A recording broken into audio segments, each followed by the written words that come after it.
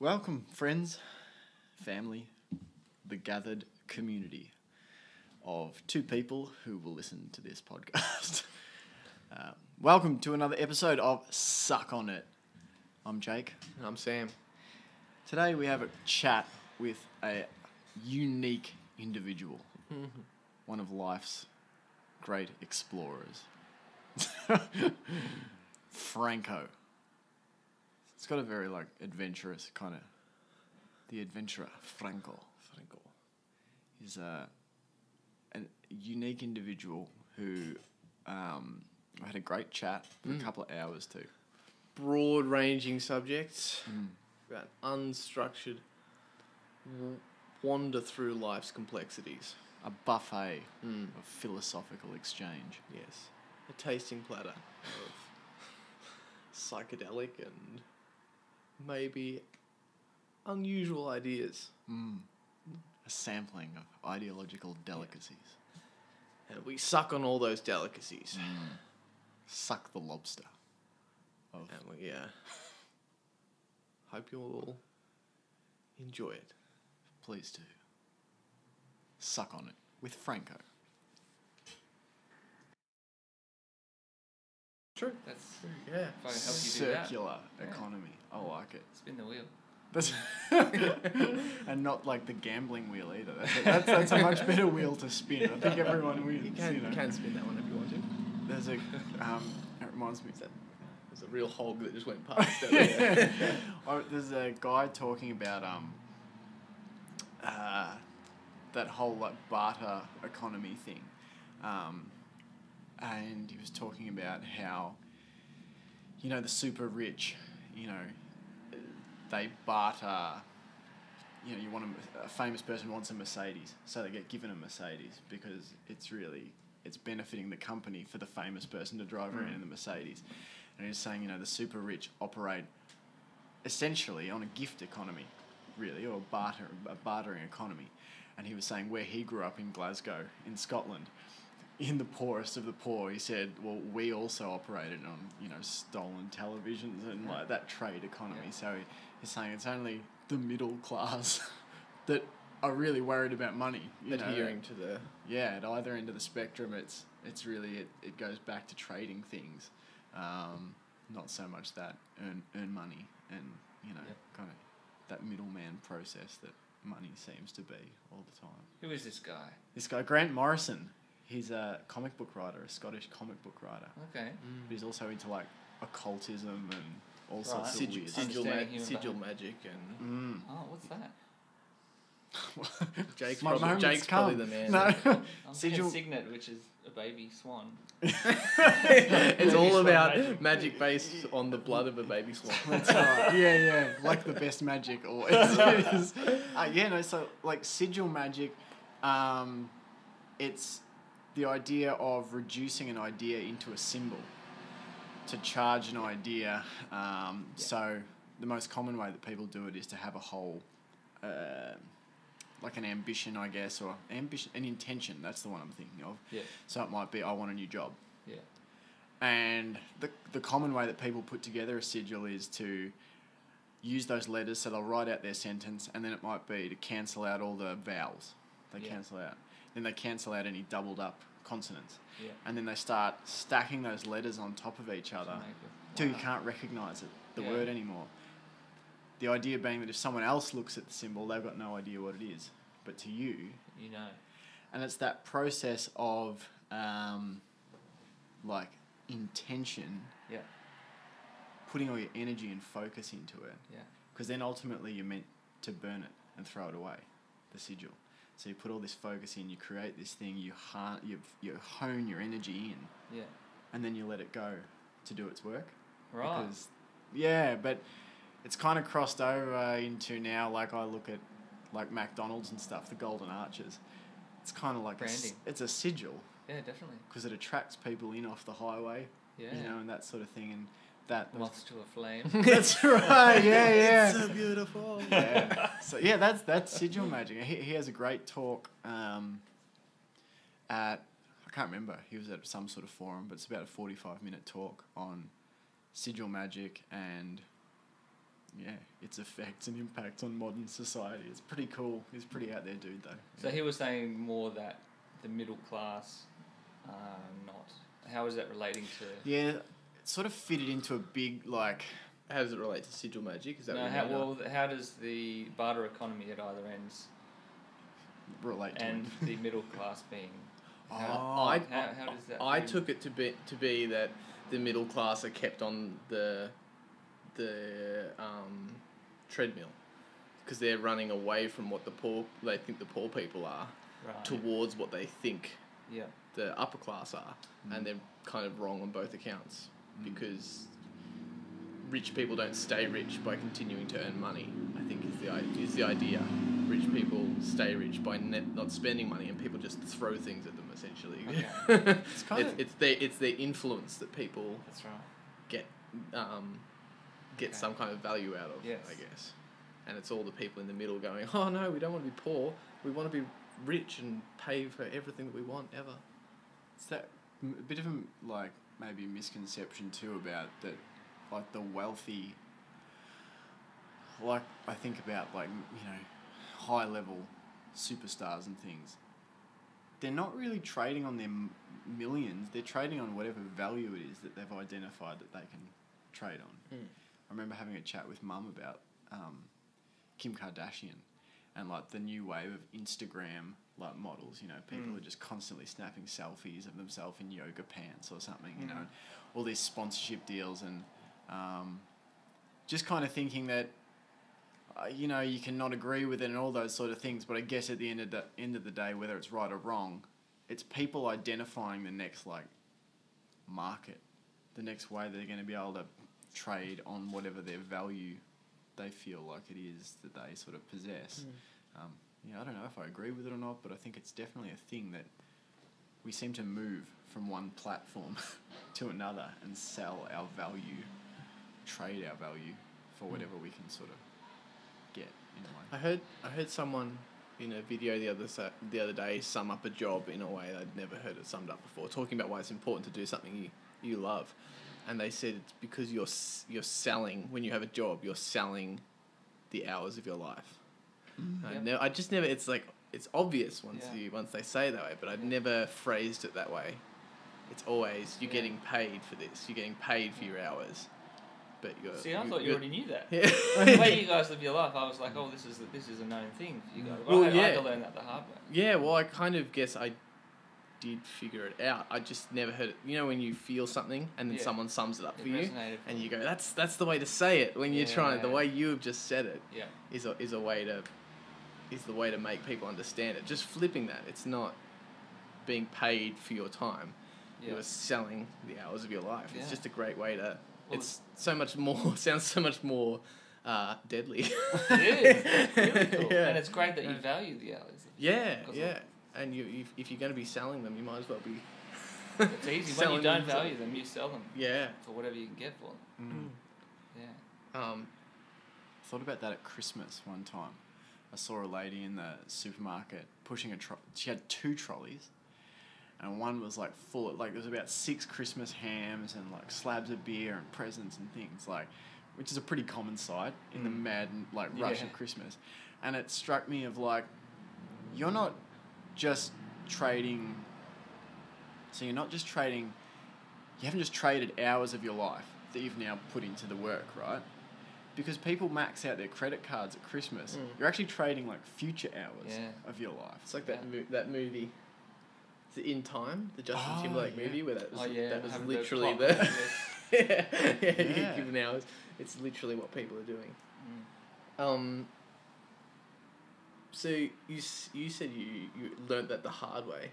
It took me a long time to figure that out. Yeah. How? I'm still relearning. Like, are you still like? When did you first come by that concept? I guess. I don't know. The questions of the past are really difficult for me. Yeah. Because I'm so scattered. And it was probably. Do you think it was a fairly gradual process? Some people come by that, and it's this piece of information comes to them, and then the next day they've quit the day job and they've moved to a different state or whatever. Well, that's good if you know straight away. Like, that Mm. moment where, okay, all of a sudden this is just not lining up for me, and, Yeah. and I would rather do this. So off I go. I'm going to go and live on an island somewhere. Yeah. Yeah. Yeah. But that, for me, it was a process where there was just a consistent emptiness, and it just grew more and more to the point where I couldn't ignore it. Yeah. And then I kept trying to. Eventually, my body said, "I can't handle this anymore." Yeah. Yeah. Yeah. And then that actually forced me to, like, once you're on your ass, you got to get up. Yeah. So And is this all fairly recent? Last 10 years? Last last two. 2? Yeah, right. Wow. Really? Yeah. Yeah. I was saying that the other day to Ellen, thinking back to the first time we met you. Yeah. Would have been at one of our gigs. Me and Jake Yes. were playing music Yeah. at somewhere Somewhere. with Fabulous Fodder. That's a Yeah. great. We were playing music. we were playing somewhere. music. Sam's so vague. Yeah. Can't even remember the name of the place. And yeah, I don't quite. I guess it's interesting to marry that person that I met then, with who I know you to be Right. now. Yeah, not Interesting. it just I think your hair was a lot shorter. Yeah. You had very much. Yeah, I guess I could much more see the military man. The Yeah. fact that you had. I had a mask on. Yeah, yeah. I feel like even maybe like a button up shirt. Like a short sleeve one. It was a short sleeve Yeah. one. It wasn't quite a Yeah. work shirt, but And we were doing that actually. We were there just having a nice night out mm, Yeah. because that's what you do when you need to escape from, Yeah. you know. go and you have feel a like meal and a couple of drinks. And, you feel like you're working, and that you can still do that. We still do that sometimes, but it just means a totally different thing. yeah, Yeah. yeah. It's we not. carry enjoyment to it rather than go to it for enjoyment. If you Mm. That's a great way. Of Yeah, Mm. rather than escaping from something. Yeah, yeah, and it's more. It's so much more wholesome and nice. Yeah, Mm. yeah. Well, that's good. I mean, it's nice that you've found that. You feel like you're sort of there. You're sort of Sort of getting there. in some way. Mm. It's interesting, that whole like nature of identity. Like you just talk about like wearing a mask and that sort of thing. So interesting when you hit those points in life where you're angry or frustrated and you sort of, I feel sometimes for me it ends up with me like sort of mentally hitting out at other people going, oh, such and such expects this of me and I've got to do this and and it's like you realise that your identity is really wrapped up in what other people are expecting of you, kind of thing. And learning to try and like let it go a bit, I guess, and but it's just so interesting that just the nature of identity. What is that? What is our identity? Who am I? Yeah. What am I doing? Yeah. What is Why this? are we here? What is this machine I'm piloting? Yeah. Yeah. We're just these like sort of, we've got these flesh bodies, and I mean there's so many nice things wrapped up in our bodies, you know, there's a lot of physical enjoyment you can get out of your body, like we're going to love it when we go run around at soccer. I was going clean, Sam. You can go the other route too if you want. I'm But, tired. Yeah. Yeah. So, you know, so there's all this stuff, there's like all this earthly stuff that you can engage in. And then there's something else in here as well. Mm. It's really bizarre to me. And do you think, as a really kind of broad, open-ended question about that, about identity, do you think there is, you're born with an identity? Like you start with it, and then you've just got to find out what it is over time? Or do you think you just make it up as you go along, and it's more about belief than truth? Yes. You're believing in Both. this is who I am, and Both. a bit of both? I think both. Yeah, right. I love holding two truths at the same time. Yeah. Well, why not? Yeah. Oh, yeah. Why not? I think yeah, there's an essence or an identity to a person.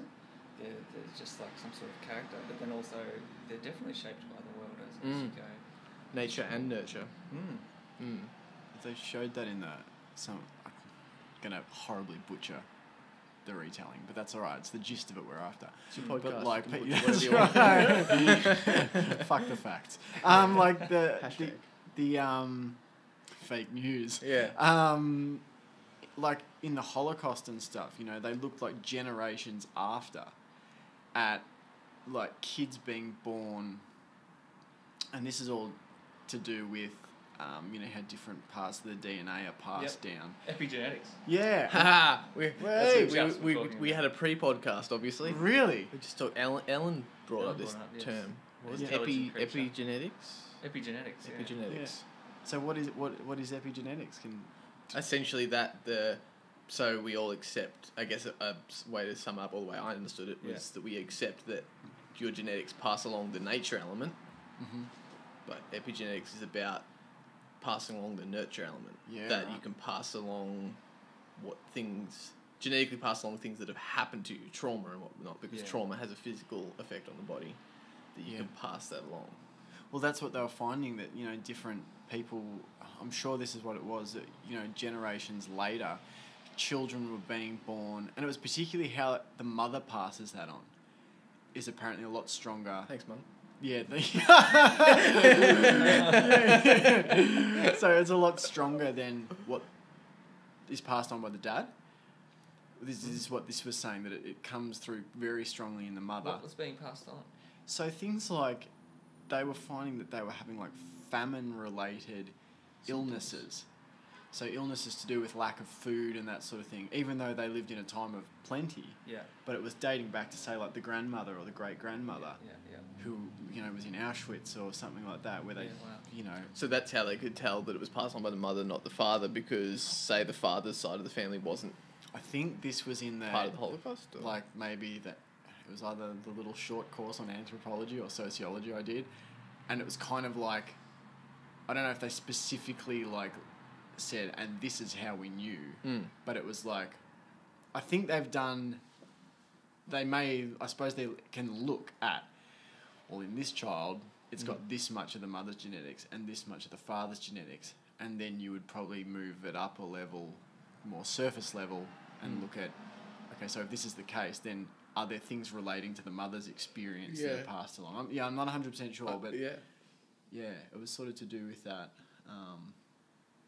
which I think is really so interesting to me. And I think trauma is definitely... Well, there's a genetic. They're starting to find there's a genetic thing, right? Because there's definitely a behavioural pass. Yeah. I've noticed that through the many different families that I've seen. The behaviours of the parents significantly affect the behaviours of the children. Yeah. In terms of, for a certain period of time, like nothing's true forever in my mind. You know, like things change, but unless the child really learns to be critical of it and reevaluate it and move on, and if they never do that, they'll just continue to express it and then pass it on to their kids. Right. Yeah. Even anxieties and things like that. For sure. Or often, I guess, if that wasn't evident, it might be that the opposite is evident sometimes, where a child reacts accordingly, not necessarily consciously, but in a reactive way. So, you know, my parents are this way, so I'm going to be the opposite of that, right. you know? Yeah. And it's still being affected by trauma and that kind of thing, but you're not necessarily taking the trauma on. You're definitely exhibiting the symptoms, whether it's in a way where you reject it or take it on, sort of thing. I don't know if I'm really articulating my point that makes sense. It's like that story they tell of the dad who is abusive, you know, to his son. He beats them or whatever, and then the two sons go their separate ways, have families themselves. The one guy, you know, continues the same pattern, is abusive to his sons, and he says, you know, well, how could I have done anything differently? This is the way I was brought up. Yeah. And then there's the other, you know, brother raises his kids in a loving environment and says, well, how could I have done any differently given the situation I grew up in? Like, it's... Yeah, I definitely think that you see that in people. Well, not just people. I mean, if what's true on the smallest level is continue. I mean, we're talking about history here. You know, we do it as a society as well. Very true. What's valued amongst the society is then passed down, and then it would also affect the gene pool if one particular physical trait was more attractive than another. Shapes the gene pool. Yeah. I don't know if this is a whole other conversation. I was thinking about that the other. I feel like it was maybe you and I that were talking about this, about what if you're going really harsh generalizations, what the opposite sexes find attractive about each other. Yes. And they go back to that thing of men tend to, go for hip size and breasts and that kind of thing because of the child rearing aspect. Yeah. And if you think about it in a shallow sense, what women are attracted to, it's things like muscles and, that kind of stuff, abdominals and all that sort of thing. And it's interesting that, I find interesting anyway, that if you're going harsh generalization, that is the things that both of them are attracted to in the opposite sex. Women find something attractive that is only given through physical or activity and being active, and so muscles and abs. Yep. These things come from being active and doing things, whereas men tend to find attractive things that are just innate. That, and it's kind of much harsher, I guess, that men might cross off someone that's just not been born with that size waist or those size breasts or whatever. Yeah. Whereas women it's something that they like. I feel like that's got to have been how that's evolved, because that's, being physically fit. Yeah. It's like, well, that's someone that can, I don't want to say protect me, because that sounds like I'm saying they're all looking for a big Neanderthal with a club. Well, you're right. It is a harsh generalisation that you're talking about. Yeah. For sure. That also falls into that the thing about like hip size and stuff, where they did that experiment like showing, I can't remember how many men it was, but it was a study, you probably Google it if you want to look at it, where they showed a range of different backsides of women, and then men had to respond to which ones they found the most attractive. And so I think they found it was probably like the most cliched, like sticky out kind of butt, big ass kind of thing. The Kim Kardashian. Yeah, yeah. Right. And they actually found that was to do with, it was something to do with the angle of the actual hips. So in terms of having a certain size backside, but then with the angle of the hips and spine and things, that it was directly related to something to do with foraging, and also then obviously the child birthing sort of thing. But it was this angle thing. So even if a backside was a little bit different looking in that, there was a particular angle that the hips and stuff. So what do you mean with foraging? Like that was squatting. The, It's all about the squat. The position they would assume to pick up berries and stuff. Yeah, it was kind of something to do with that. Look it up, because I'm probably little Mr. Pseudoscience, But it was kind of like a really surprising thing when you read it. It was like, oh fuck, really? Like, I'm just kind of like another one of those little things that I think is still. I was reading about Cro-Magnon? Man, so you got like Neanderthals and stuff, but then Cro-Magnon is pretty much so Neanderthal were a different species to us, whereas Cro-Magnon is us. Yeah. Except, say, it's one of our closest relatives, but it's pretty much like modern humans, except they had bigger brows and stuff like that. Yeah, that's the theory, yeah. And so but just like that sort of stuff, like how much has biology changed, and if we pick up traits through our ancestral lineage and that, it's amazing to think all those little things that are like wired in there that we really don't have much of an understanding of. No. It's just... One thing's for sure, you are the culmination point of serious amounts of fucking through the jungle. It's true. It's so true. Without that, like That's a pleasant thought, isn't it? It is, yeah. All Hey. those faces in the throes of sexual ecstasy, one after the other, bearing down. That's so much sperm in my history. Rivers of semen. Right, kilometres of womb traversed in the name of you. That's a great image. I hope my point about the what people find attractive didn't come across as I was trying to shame anyone. Or Oh no! Look, well, you were right.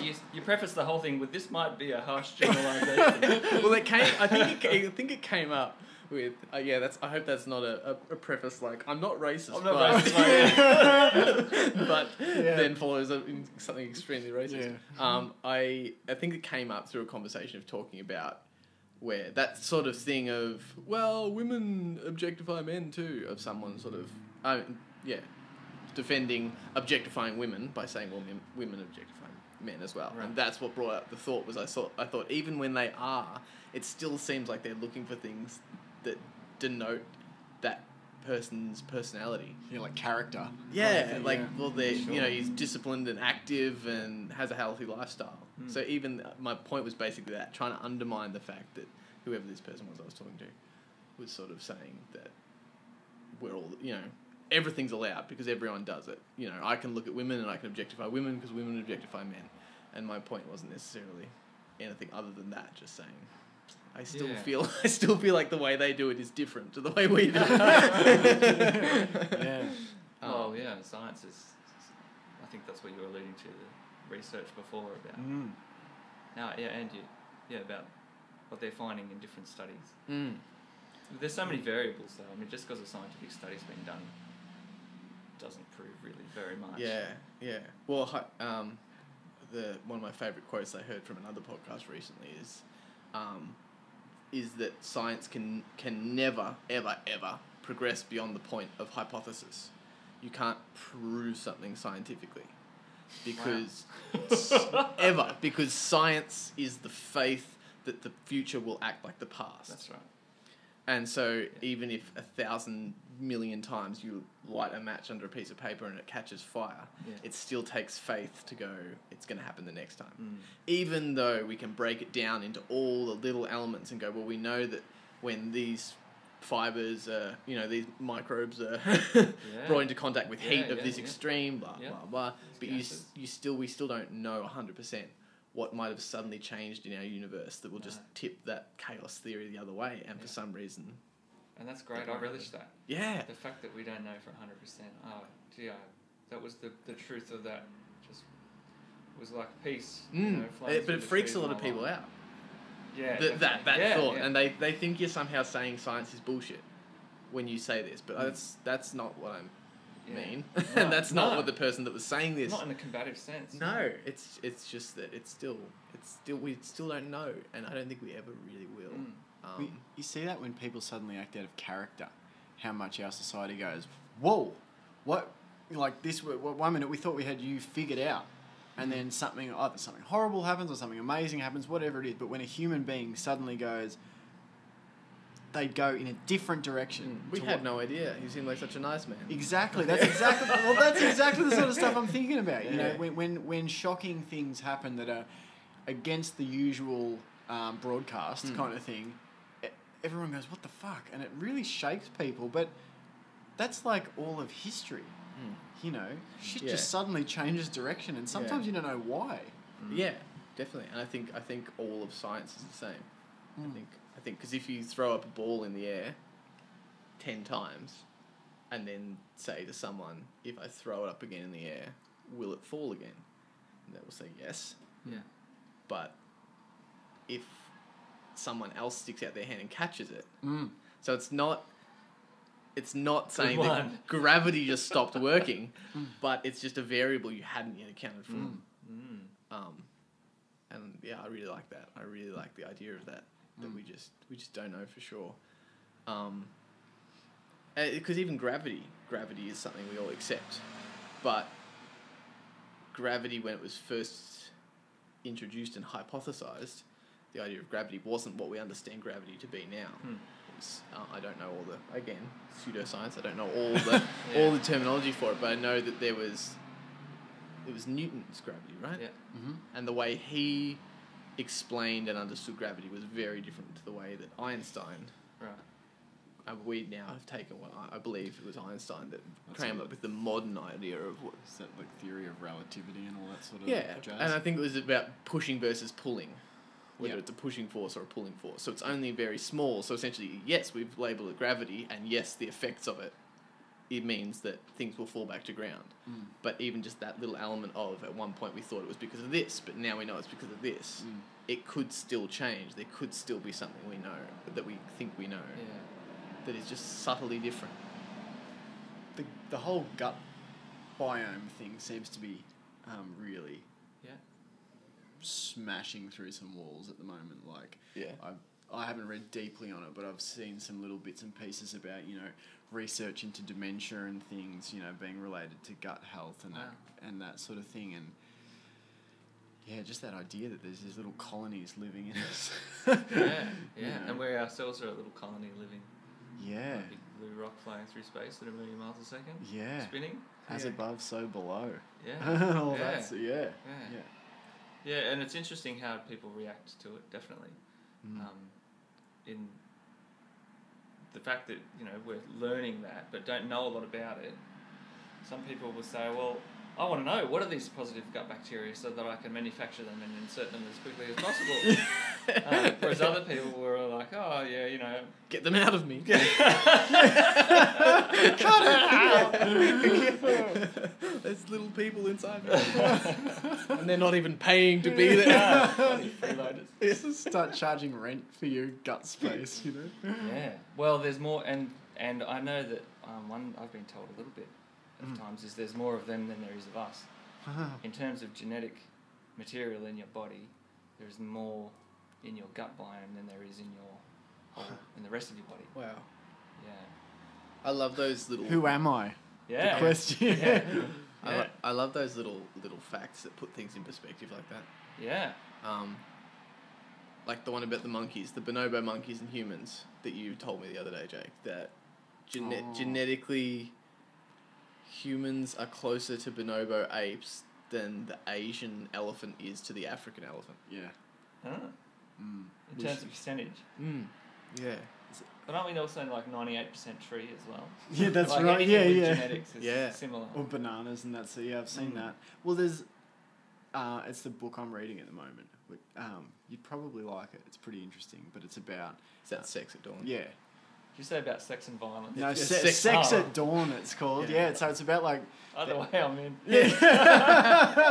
It's kind of like about the evolution of sex from the time we were hunter-gatherers, or even from the time we were primates kind of thing. Well, we are primates still, to a degree. Right. I don't understand all those distinctions because I'm not a scientist. Yeah, but you can say it. I won't disagree with you. Sweet, just all the Trump supporters.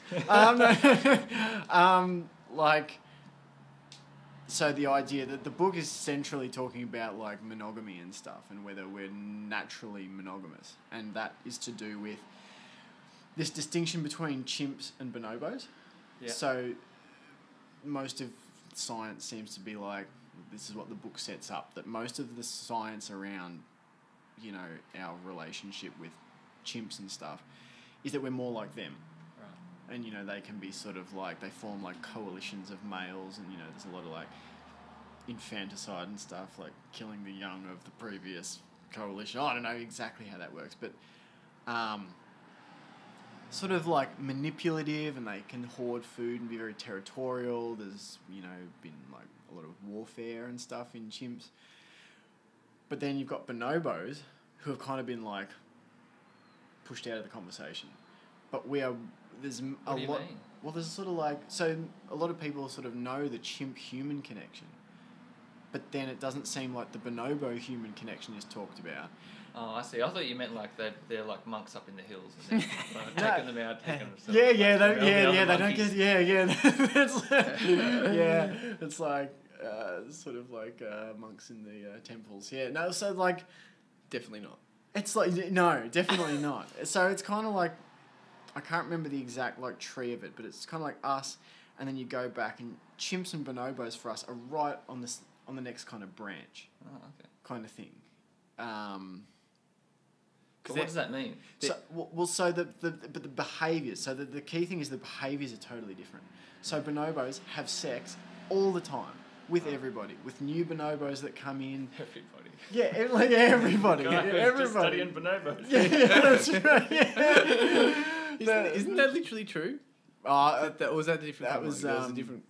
So they're a randy bunch. That was I think chimps. Yeah, there was something to do with that. So chimps don't have sex with everyone, but will try and have sex with humans. Yeah, that's right.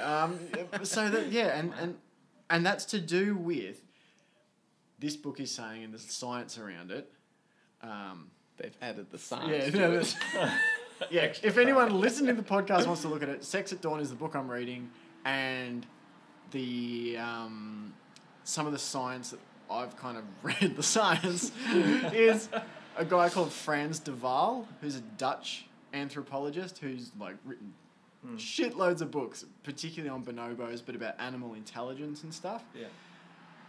But bonobos, this book supposes, use sex as a form of bond building amongst the whole group, Yeah. about reducing conflict. Like, you know, like you put food in the thing for the bonobos, they all have sex and then they share the food. Yeah, fuck yeah. Kind of thing. I think I'm 98% bonobo. Just repressed. Well, this is like the sort of the argument, because they're saying that sort of the behaviour of chimps is kind of always used to justify a lot of our feelings about prehistory and about ourselves. So like, obviously Darwin and those guys have like contributed incredible amounts of work. Yeah. But their perspective is also that prehistory was nasty, horrible, short-lived, violent, uncooperative, and we've moved to civilization. Whereas this guy's saying, I think there's a lot of evidence to say that prehistory, there was a lot of cooperation. Yeah. There was a We lot do of shit sharing. we can't do. Yeah. Yeah. So it's a really good read, and yeah, the bonobo, it's like it seems like it's an unpopular narrative that science kind of doesn't want to consider the possible. And here's little old me in Benalla going, the science doesn't want to. Yeah. It just seems like there's a reluctance to kind of. You can see with the feedback this guy gets about his book. We're way more like chimps. We're violent. We're you know, like warfare is built into us. We like violence. Well, then why do we get so many people come away fucked up from violence? You know, why is there most often when you commit a violent act or we get in conflict? I hate conflict. Yeah. I have like empathy around things. I don't want to fight with people. If I commit something violent, if I lose control in a physical way, like when I used to play soccer and stuff, and I would, you know, sort of get into the verge of like physical confrontations with people, it was a disgusting feeling. Like I didn't like it at all. So I don't think violence and aggression are things that we are naturally drawn to do. We have certain responses, I guess. You know, if someone threatens us, we might threaten them back. But I think ultimately we don't enjoy it. That's my experience. I've never enjoyed Well, there's it. people out there who would say otherwise, for sure. Yeah. Very much. I've Maybe met a lot they're of them. closer to chimps. That was my next theory. Dad, my Chimps and bonobos. Dad said something years ago. It was like, I reckon there's 2 different species on the planet. He goes, I reckon there's different types of humans. And reading this book, I was starting to go, maybe that's possible. Yeah, I can see an evolutionary, what's the word, trajectory for humanity, for sure. Yeah. Where do you see that going? Well, I mean, now it's just a belief, but my belief is that it all ends well. Yeah. All ends very well. Yeah. And we all end up sharing the food and Yeah. having sex. After the big worldwide orgy. Peace comes to Earth. Yeah. But from not just from a a seedy sort of way. It's a loving, genuine place that we all end up in, where love and fear have such a dynamic relationship that I don't necessarily see it as a perfectionist, as in you're always in this state of love, but certainly you know more about the conversation of life and love, that you understand the role fear plays and you can engage with it in a much healthier way than we do, which is generally to beat and kill each other. Yeah. Well, how much is, like you just said, fear and love have such a dynamic relationship when we're talking about, sex and sharing and all those sorts of things. Even in the modern context, how much, in our relationship at the moment with sex as human beings, fear is in there. Yeah. There's a lot of fear, whether you look at what? Don't come yet. Oh no! Yeah, like you're good enough. Yeah. Well, that's a good one. Expectations. And then things, the idea of this discord between genders. The institutionalized stuff, the beliefs, you've got part of our culture which is kind of like pornographizing everything, made up a word. You know, like it's like supercharged, like fuck. And then the other side of it, the religious kind of thing, is like, oh no, don't do that. Only for childbirth. Like there's once only. like there's such a. I think we've got some really fucked up feelings about all of it, you know, and I don't think I'm not of an opinion where we're going to get to some end point where it's like everyone should just be like polyamorous and like everyone has sex. I think everyone should just get comfortable with how they feel about it. You know what I mean? Like this book, although the central part of it is about whether or not monogamy is a natural kind of part of human things, the author sort of says it's kind of like eating meat. You know, there's a lot of evidence to say our ancestors ate a lot of meat. It formed a part of our diet and that sort of thing. But that doesn't make it wrong now to choose to be vegetarian. You can, you know, it's the same thing. Okay, so all of our ancestors were polyamorous or something like that. That's a generalisation. Don't shoot me. You know, but now it's... The snipers go down. Yeah. The Twitter snipers, the arsenal. So, you know, and then... But now I'm very comfortable in like a monogamous kind of situation, but it's given me an appreciation for that reality that I live in, kind of thing. It's kind of made me go, yeah, well, all things considered, like, it makes me think about the communication levels in my relationship, you know, that sort of closeness and... Yeah. But then for other people maybe do feel that same thing that I feel. Oh, it's good. It works. You found something that works for you. Yeah. Which is great.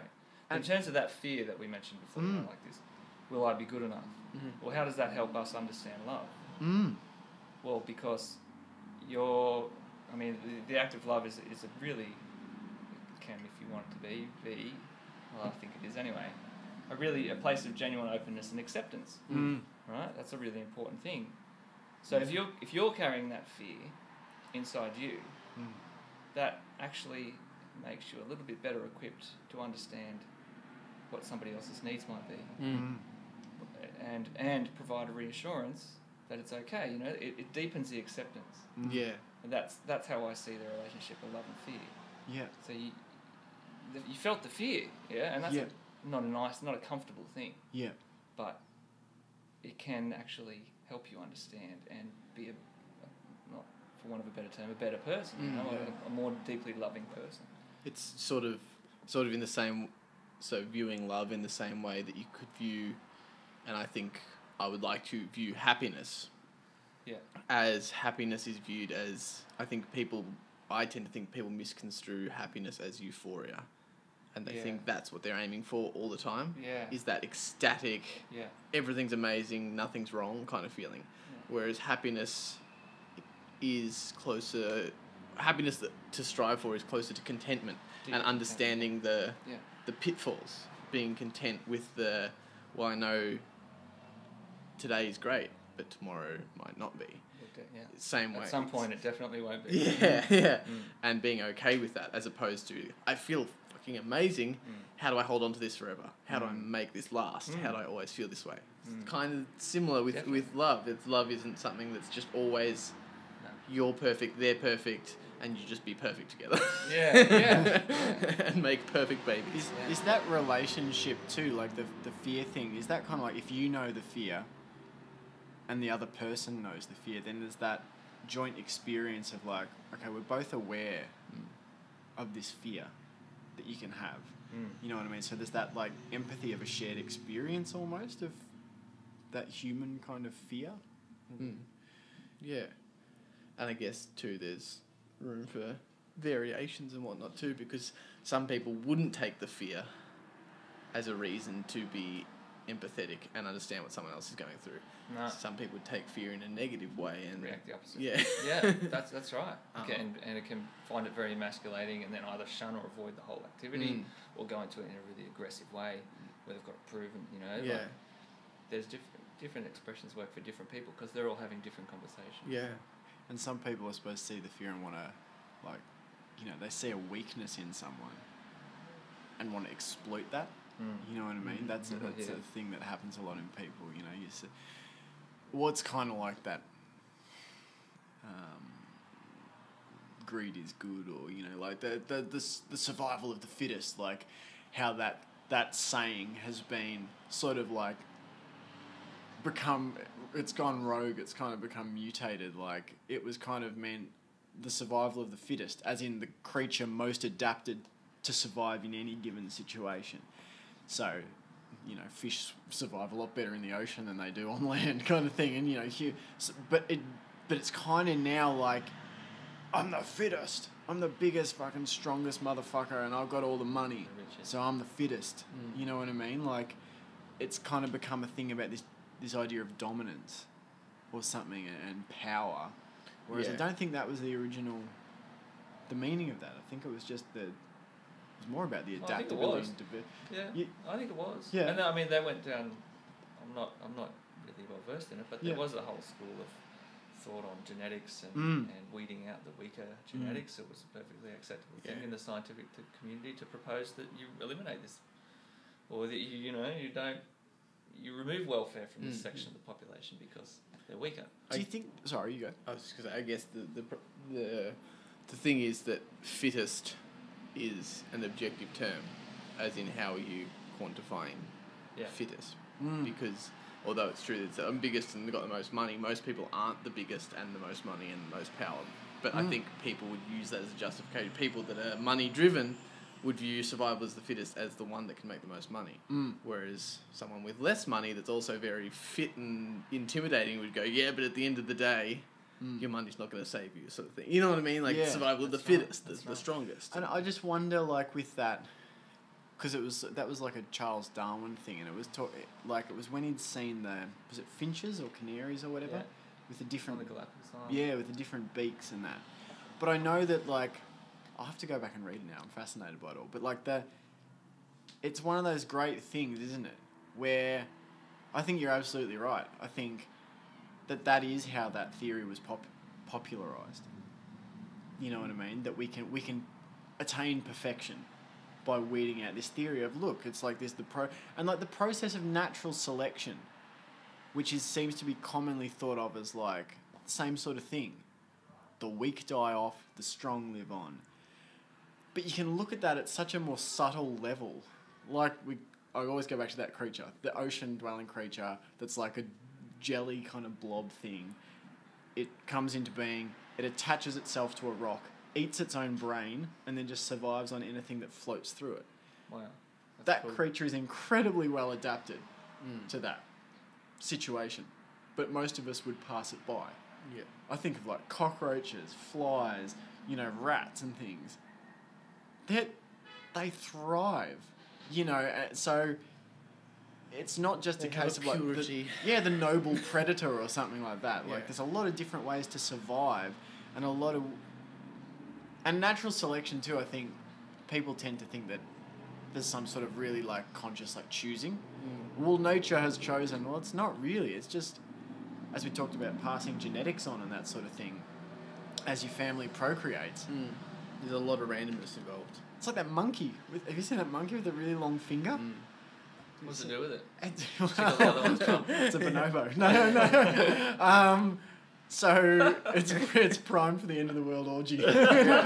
It crawls along. It's weird. It's got like a normal hand and then this one skeletal finger, and you see it crawl along trees, and it goes and like taps on the tree until it finds like a hollow, and then it can spear this creepy long finger in to grab like wood grubs, and it rips them out and then eats them because it can spear them with its. This is a monkey. Yeah, this with weird little. One, and it looks stupid. Like, you would think. Wow. It's thin. Like, this finger is just like this long kind of whippy kind of thing, and the rest of its hands kind of look normal. But again, like, at some point, there must have been some. Well, I don't know. My very limited understanding of it. It's an example of that sort of evolution where one of these creatures was born with it started to have this genetic abnormality. It just so happened that it could use that in a really effective way, meaning it had access to food and that sort of thing, and those genetics started to pass on because it was that abnormality was in fact a great tool for that situation. and so it's able to pass on its genetics. So we start to get more of those animals, kind of thing. Does that? Do you think it's definitely that, or do you think it's a bit of a chicken and the egg scenario? Possibly. Where they needed they really needed to get those. For some reason, they were living in an area where there's bigger monkeys that could eat the other easier to get fruits and whatnot. Mm-hmm. And they needed to, you know what I mean? Where they may be just stretching their finger in, and sometimes they'd be able to spear the ones close to the surface. And just over time, through the process of trying to dig these things out of the tree. That through generations that started. Yeah, it increases. Yeah. Well, that's probably, I guess that's more likely. I don't know. I definitely don't know which is true. Or was it the abnormality that became super useful? I like your theory better. You like my theory better? Yeah, because I think that... Well, I like my theory because I really like the idea that you could just go and live underground and make sure all your future generations live underground and learn to see in the dark. You came up with this idea when you were like 14. It was years ago. I was like, how long do you reckon I have to live under the ground before my grandchildren could see in the dark? Like, perfectly. Perfect 22 vision in the dark. I don't know. All I have to do is find my night queen. Yeah, I'll let you all know how I go. Yeah. To circle back around, do you know, I only read this the other day. I don't want to poke holes in what you said before. Do it. It's only because I learned the other day that survival of the fittest was not actually Charles Darwin. Fuck! It was really? Falsely attributed. Yeah. Really? By a dude called... You better let that anthropological course know. Herbert someone. Yeah, okay. Mr. Someone, do you? Herbert was it like Spencer? A concept that was like lifted from Darwin and, you know, like... No, the other guy started and Darwin popularised it. Yeah. How often does that happen? A lot. Yeah. Yeah. I'm sure. It's like Tesla. I'm gonna back myself up here. No, I actually, now that you say that... I can hear people screaming at me.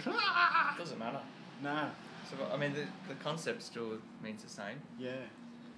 Even to the point where they're measuring people's skulls and shit. You know? Yeah. Trying to predict their behaviour because of the way their cranium was shaped. Yeah. Certain bulbous regions indicated negative behavioural traits. Yeah, we've done a lot of weird science, haven't we? Mm.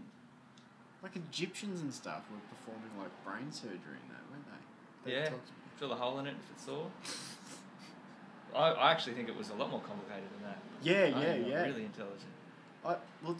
There's a thing, it's like a fragment of something I remember from when I was doing like, I read bits and pieces of the Quran and stuff, and I was sort of investigating Middle Eastern and Islamic culture and stuff. But they talked about Muslim cultures.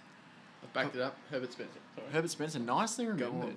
Thank you for that's not poking a hole. That's shining a light on my fucking ignorance. There you go. Popularising fake news. So yeah, these Muslim cultures were performing eye surgery and stuff like 1,000 years ago or something like that. Again, if you want to get it right, you Google it and tell me how much. They actually had bred special members of their population with longer fingers. So they would just poke it in the eye with a razor-like fingernails. Yeah, they had it right on. Small keyhole incision in the brain through the nasal cavity. It's a powerful image. Yeah. Just relax. That's going in a movie. The trouble thing they had was they couldn't actually find the proper glove. Because everyone else it just kept coming out of the top. So they used one glove and one condom.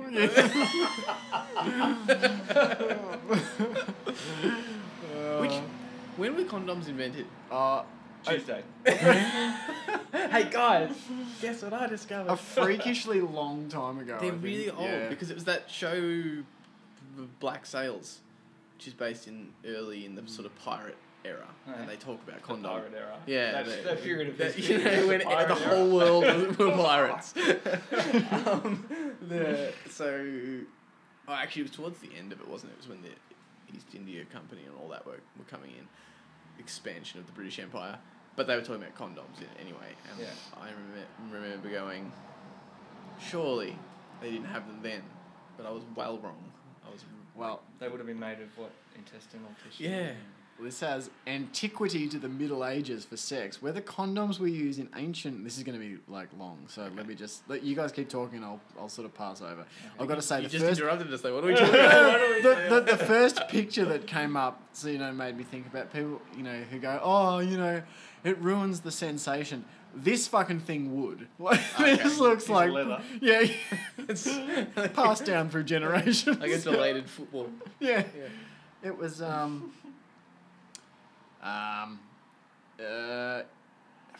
don't know, to be honest. I think it seems... what's It's a clever idea, anyway. Yeah, Isn't very it? clever. Inventing condoms. Yeah. Hey, Mum, guess what I'm at? Yeah. How do you explain that one? Like, Yeah. I discovered this by. I was experimenting with wrapping things over my appendage. it seems like maybe... Porous materials don't work so well. Sprinkler effect. 1855 says the rubber vulcanization process was invented by Charles Goodyear. Wonder if it's the same guy who did tyres. Yeah, it is. Has to be. In 1839, patented in 1844. The first rubber condom was produced in 1855, and by the late 1850s, several major rubber companies were mass producing, among other items, rubber condoms. That's pretty old. Yeah. But it seems like the history of it goes back a long way and does include things like pig skin and Yeah. intestines. Because they would have just taken an already existing product idea and then just used rubber to Use make rubber it for it, yeah. with this new fandangle material.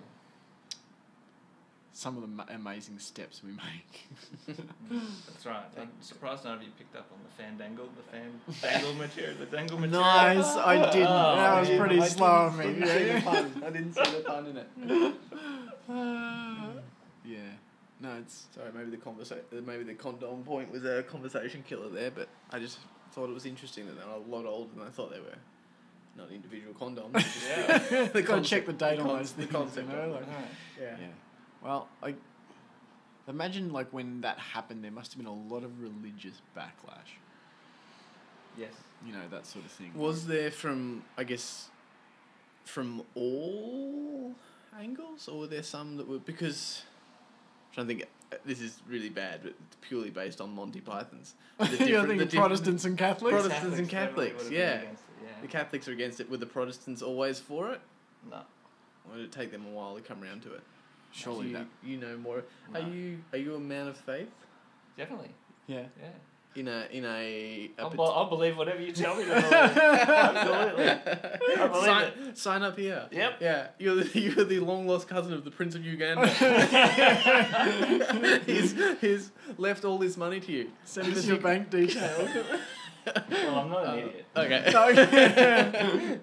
But you are. But I'm the- definitely a man of faith. Oh. Just because I know how little I know. I'm aware of how little I actually know. Yeah. You know how little you know. I'm aware that I can never actually know how little it is that I know. I don't know much, in other words. Yeah. And are you, but in a Denominational yeah, sense. and an organised religious Oh, no. sense. But I do find it fascinating. I was gonna say, it just seems like you know a bit about it. Yeah, on an anthropological level. Yeah. I've gone, definitely. Have you had periods in your life where you identified Yeah, I with was raised in a certain way.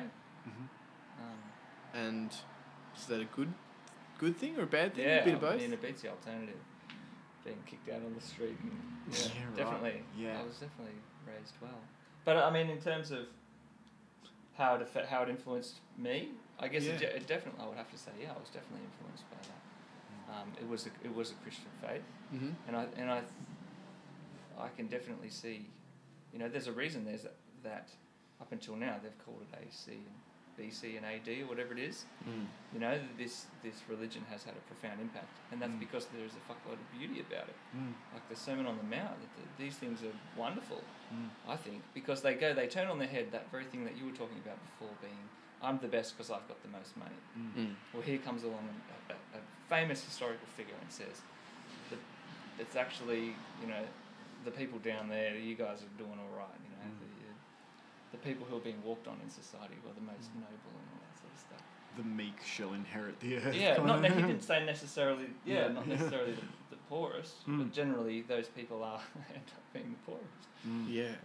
For sure. Well, it is interesting, how not the opposite is true, but the opposite does happen. That I guess it does seem odd the way a lot of Christian faiths have ended up being touted by people that live what I guess I would have thought was a not very Christian lifestyle. Oh, I mean, just that word Christian is just such a broad term. Yeah. There's as many different ways of everything, and I'm sure it's the same with all the religions. You know, there's a lot of different ways to experience, reality. A lot of different thought caps to put on. So they all work for different people too. But I don't get involved in the arguments about it. I just know what works for me and what I really believe in and what really gels with my personality and how I want to live my life. And that is, I don't want to be a jerk to people. And I'd also appreciate it if they weren't a jerk to me. Yeah. And I really value that. But you don't have to have a spiritual belief of that. But I do. You know, I think I see a spiritual sort of element, physical as well. Well, it can help. I mean, it goes hand in hand with all those things, like you don't know how much you don't know. Having a belief system is a good way of making that stuff quantifiable to our monkey brains. You know, to our brains that can't comprehend it all, and you can't be thinking about it all constantly at every possible level and and like in the moment thinking, wow, what's the nice thing to do here? You know, the right thing to do. Well, I'll be nice. How does this equate to nice? Blah blah blah. Going through all the things. Yeah, I see where you're going. That it makes it. It goes, well, one of the key things is being nice. So that takes that out of the equation. Okay, I've got to try and be nice whenever I can. You know. See, that's a goal orientated thing. Yeah. And I guess this is where the metaphysics come in. It goes to the essence of who we are and what we're doing here. Whereas I do see a really powerful experience happening around us that's shaping our understanding of love and what it means. Yeah. And I don't view religion and science as opposing forces. Yeah. Would you? I feel like Definitely you would not. be of the same. No, the same. Definitely not. But I definitely am opposed to black and white thinking. I'm quite black and white. That shouldn't be black and white. Yeah. I'm definitely against. Because I understand that having points in your life where you are absolutely convinced are really important. Because eventually you move through them, in my experience, and from talking to people, like I see people move through them and they go, wow, I really don't know anything. But you had to have that feeling of, I know everything. I actually do. Yeah. No, you don't. And, oh, wow. Yeah. The world's spinning. But the more someone tries to convince me of what they know, the less I believe them. Yeah. And the more people come up to me and tell me how things should and shouldn't be, I say, well, wow, that must really be exhausting. Knowing what everyone else should be doing. Yeah. Because they're actually really, to me, a traumatized state. Yeah. Well, yeah, I really like those other conversations, like the one I was talking about before of the science never progressing beyond the point of hypothesis. Those conversations we have where by the end of it you don't know more, you feel like you know less. Yeah. It's like just gone out and at no point do you say, well, hang on, let's, and try and shoot holes in it too much. You just let it go and you just end up at the end of it going, wow, I don't know shit. Yeah. And then you go, I'm hungry. I'm going to go and make some toast. Or will I? The toaster might not toast it this time because science. It's interesting to me, that whole thing, that so like we grew up in a household where there was no firm religion. I would say, unsurprisingly, I feel like the only time religion came up was when relatives died. Because we've got to make sense of that shit somehow. Yeah. Suddenly there'd be a little bit of prayer here and there. Yeah. Or, revert to a community behaviour. Yeah. Which is my point, the community thing. So the first part is I've definitely felt like a seeking thing. Yeah. The older, so as I've grown up and left the home kind of thing, I've definitely identified there's this looking thing for me, and I've tried out a lot of faiths kind of thing. I've kind of gone and tried them on. I jump in. That's kind of how I learn. But the important part there was, the community thing. It's interesting, when, and I understand that the actions of the church and church states and that really have very little to do with that kind of message that Jesus was kind of touting. It's they seem very separate, at least in the example I'm going. I'm talking about imperialism under the guise of religious kind of superiority. Yeah. It's interesting to me that, say when these armies and stuff fighting on the idea of God and sort of these our righteous virtues, community, come in and to these hunter-gatherer situations like in America or something. So you find these people who have been living there. Those people are really living a lot of those ideals. No one is bigger than the group. You know what I mean? There's that thing of in a lot of hunter-gatherer society, it's like the ego is squashed because we can't have one person getting bigger than everyone else. It's really funny that, and ironic and kind of sad that this thing that started from a place of valuing community and togetherness kind of ended up trying to purge that from people. It ended up, like, I wonder if Jesus sits down with, the Native American tribes. I guarantee they would have had a lot in common. Yeah. And yet they were called savages and all this. Heathens. Yeah, heathens. And It's an odd word. But they embodied a lot of the ideals that the people from the foreign land really ought to have been maybe trying to live by. Definitely. Yeah. It's kind of fascinating to me. I love the idea of I've got a tarot deck. Yeah. And it's called the Golden Tarot, and it's made up of collage images from like the Renaissance kind of era. Yeah. And a lot of it's very biblical. Okay. So it's really interesting, kind of this biblical kind of image. It's a little bit Da Vinci Code almost, I feel like. Yeah, right. But they're just pictures of experiences or principles that work in your life. And the Magician card, which is one of my favourites, is actually a picture of Jesus in this deck. Right. And he's surrounded by animals and things, native Which I feel like elements. labelling Jesus a magician might be really offensive to some people. See, I would have put him under the Fool Yeah, right. Yeah. because the Fool unifies Yeah. everything. Yeah, right. Yeah. What's your experience with tarot? I'm interested. Just probably the same as yourself. Just interest, keeping an open mind and trying new things. Yeah. And never really wanting. I really resist any sort of fundamentalism or, as it's probably already come out. Yeah. Black and white sort of things. So yeah, I've experienced some very powerful insights through tarot, and just looking at. I mean, they're a fascinating anthropological tool because they capture so many different variables in a life, but also things that are common to everyone. And then it seemingly is just chance that those combinations, and then you speak and then something and it reveals the truth about you or something else or some, it's just and you can make a tarot out of everything. It all just comes on your understanding of the world, but I think it's a fascinating thing. Yeah. Definitely. It's another. Well, my understanding of it has always been that it's another bit of chicken and the egg thing of that you flip the cards and it means this to you, and I guess it's a blurry line that I maybe feel like I know where I think that line exists, but I feel like it's different for everyone else where the cards are reading them and they are reading the cards. That's kind of the line between how woo-woo people take it and how not at all. Well, and if both you're are reading the cards and telling somebody about themselves or about something that will happen to them, then it happens. Yeah.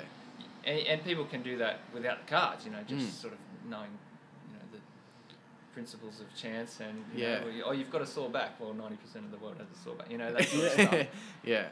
Yeah. And it's just one of those that I don't think it's any less effective. What I'm saying is it's not necessarily less effective to say it's maybe not as mystic as some people make it out. Probably the people making money off it want it to appear more mystic than it is. Maybe, maybe. But I feel that, not that I don't think it works, but I tend to sit on closer to the cynic side of the fence. To go that it's bringing out. It's like I was talking about religion before. It's helping you funnel all these things through a very understandable set of circumstances, rather than having to go, this is my life. How the fuck do I feel about my life? It's turning this over and going, is this in your life? And you go, yes. And you put that thing on it. And it helps you sort out all your shit. Definitely. Same as a horoscope. Yeah. Everyone likes to read, I'll be facing interesting challenges today. Oh, great. I'll meet an interesting stranger or whatever. And again, just like my opinion of science and religion, I'm not saying it doesn't work and it's stupid. Yeah. That's the way I sum it up in my head. Yeah, okay, it does work, and this is how I make it. How I make it make sense to myself. Your brand of cynicism is a nice one though, in that it's not destructive. You know, you don't want. I've never heard you really sit there and go, "Well, that's bullshit," and it's a load of fucking shit. Your perspective, well, exactly. I've never heard you, but it seems to come from a place of this seems to do something. I'm skeptical as to whether it's something from the great beyond, and you don't see a lot of people want to neuter something. Well, yeah, the only reason I'm talking about that now, my belief on it, is because neither of you guys are trying to sell me on it or say how it's helped your life at the moment. If someone came to me on the street and said, I read tarot all the time and it really helps me through tough times, I wouldn't go, well, it works because of this. Yeah. You know what I mean? I'd go, that's great. Great, that's awesome. Yeah, I'm only bringing up where my mind sits on it now because I don't feel like I'm attacking anyone's beliefs. No. But I'll subtly undermine someone, I guess. Yeah. In that I won't necessarily encourage them. Yeah. So if I see someone having that deep sort of wanting to push or something like that, where I'll have a little tickle of the feet there and them dancing. Yeah. Yeah. And I mean, that's an important why part. not? Yeah. Isn't it? Like that's part of like kind of how I feel with podcasts. Like I know, it's great. You pulled me up before on the Darwin quote and things like that. That's kind of how we keep refining ideas. Yeah. You know, you bounce them around, you bounce things off other things, and it sort of slowly, wears down. Or maybe, like you said, it's not a wearing down, but rather an expanding process. I think it's really important. It's like the mining of the collective human consciousness. Yeah. If we don't challenge each other, then... Yeah. It's sort of... I told you a story recently about that guy that I never really engaged with debates on the internet, but I did with that one guy about that stuff. And it was about something very small. It was something to do... It was in the pop culture sort of thing. There was something to do with some TV show. And he was just bagging it out on the internet and being quite insensitive to people, I thought. And I had a bit of a back and forth with him, and I didn't call him names or anything like that. I just presented the facts, because if there is facts about anything, it's probably about pop culture, because it's made up. there are kind of facts about it. And so I just provide links of kind of going, well, no, that I think you're misinformed there. It was about the new Batwoman, that's what it was. And he was saying that basically because the character's a lesbian, she's not popular, and that it's only the people behind the scenes that are trying to push this lesbian agenda. Oh, right. Is basically what he was saying. He wasn't talking about Batwoman. No, not really, but it was Batwoman was where it was coming a from. bit, And I was sort of bringing up this fact that, well, Batwoman's got one of the most popular ongoing comics of all time. She's also taken over Detective Comics from Batman, who was, these are the things I was bringing up. Yeah. And just going back calmly, and he just kept getting angrier and angrier, and then eventually deleted my comments, and then went around posting the same stuff, but now taking into account what I had said. So he'd say, this is apart from these series, she's never been popular. And I was really annoyed about it. You got your but message I was through. going to say, but going forwards now, there's a bit of time has passed. I kind of went, well, at least he is actually Got to back it that up. tiny little bit. He's gone, well, apart from those times when she was really popular, she's not popular because she's a lesbian. So I'd made some tiny little difference. My ego wasn't happy about it because he deleted my comments. But No. Well, good on you for talking to them like a rational person. yeah, it definitely didn't make me want to go back and do it again. But because your instinct is not to be rational. No. But it's just one of those. It's the only time in the last 5 years probably that I've actually engaged with someone on the internet. Yeah. Because I must have been having one of those days and just pushed me over the edge. That I was like, we're talking about Batwoman, Yeah. like a fucking cartoon, Well, good on you. and you want to use it to to bag out on you. an entire sect of humanity. Do you reckon like social media and like the online form of interaction has reduced a certain level of accountability in our interactions and maybe increased the likelihood of people to act from a place of aggression? Probably. Probably because those kind of debates are probably more readily available to people of all ages and levels of understanding of each other. I feel like, not that I think I want to be ageist, but I do feel like at a certain time in my life, I wouldn't have been rational about that. If I was 14 and felt strongly about it, I wasn't going to be rational. And I feel it's really depressing how many of these people that you see using language and being aggressive and that, you do go onto their profile and they are like 12 or 14. And you learn to ignore it. Yeah. I feel like it's more readily available for younger people, and as you said, accountability, it doesn't really, doesn't seem to be really any repercussion, I guess, because of the whole freedom of speech thing. There doesn't really seem to be repercussions for being aggressive on the internet in the way that if I went into a shop and was shouting about lesbians, I feel like you would definitely get pulled up on it. But if people want to do it on the internet, it's kind of you're viewed as a fascist if you want to argue or debate that they shouldn't be saying these things. And it's not that you're saying they can't say them; it's that you're trying to say why do you feel this way and thus say this. Why do you want to say that? Yeah. It sounds like an interesting social experiment. Yeah. Let's just start going into shops randomly. Saying things that people wrote on... What group do we hate today, boys? Let's go. Let's see what a happens. Different one every day. Yeah. Hey, look, it could be a form of social change. Who knows? Get people talking. Yeah.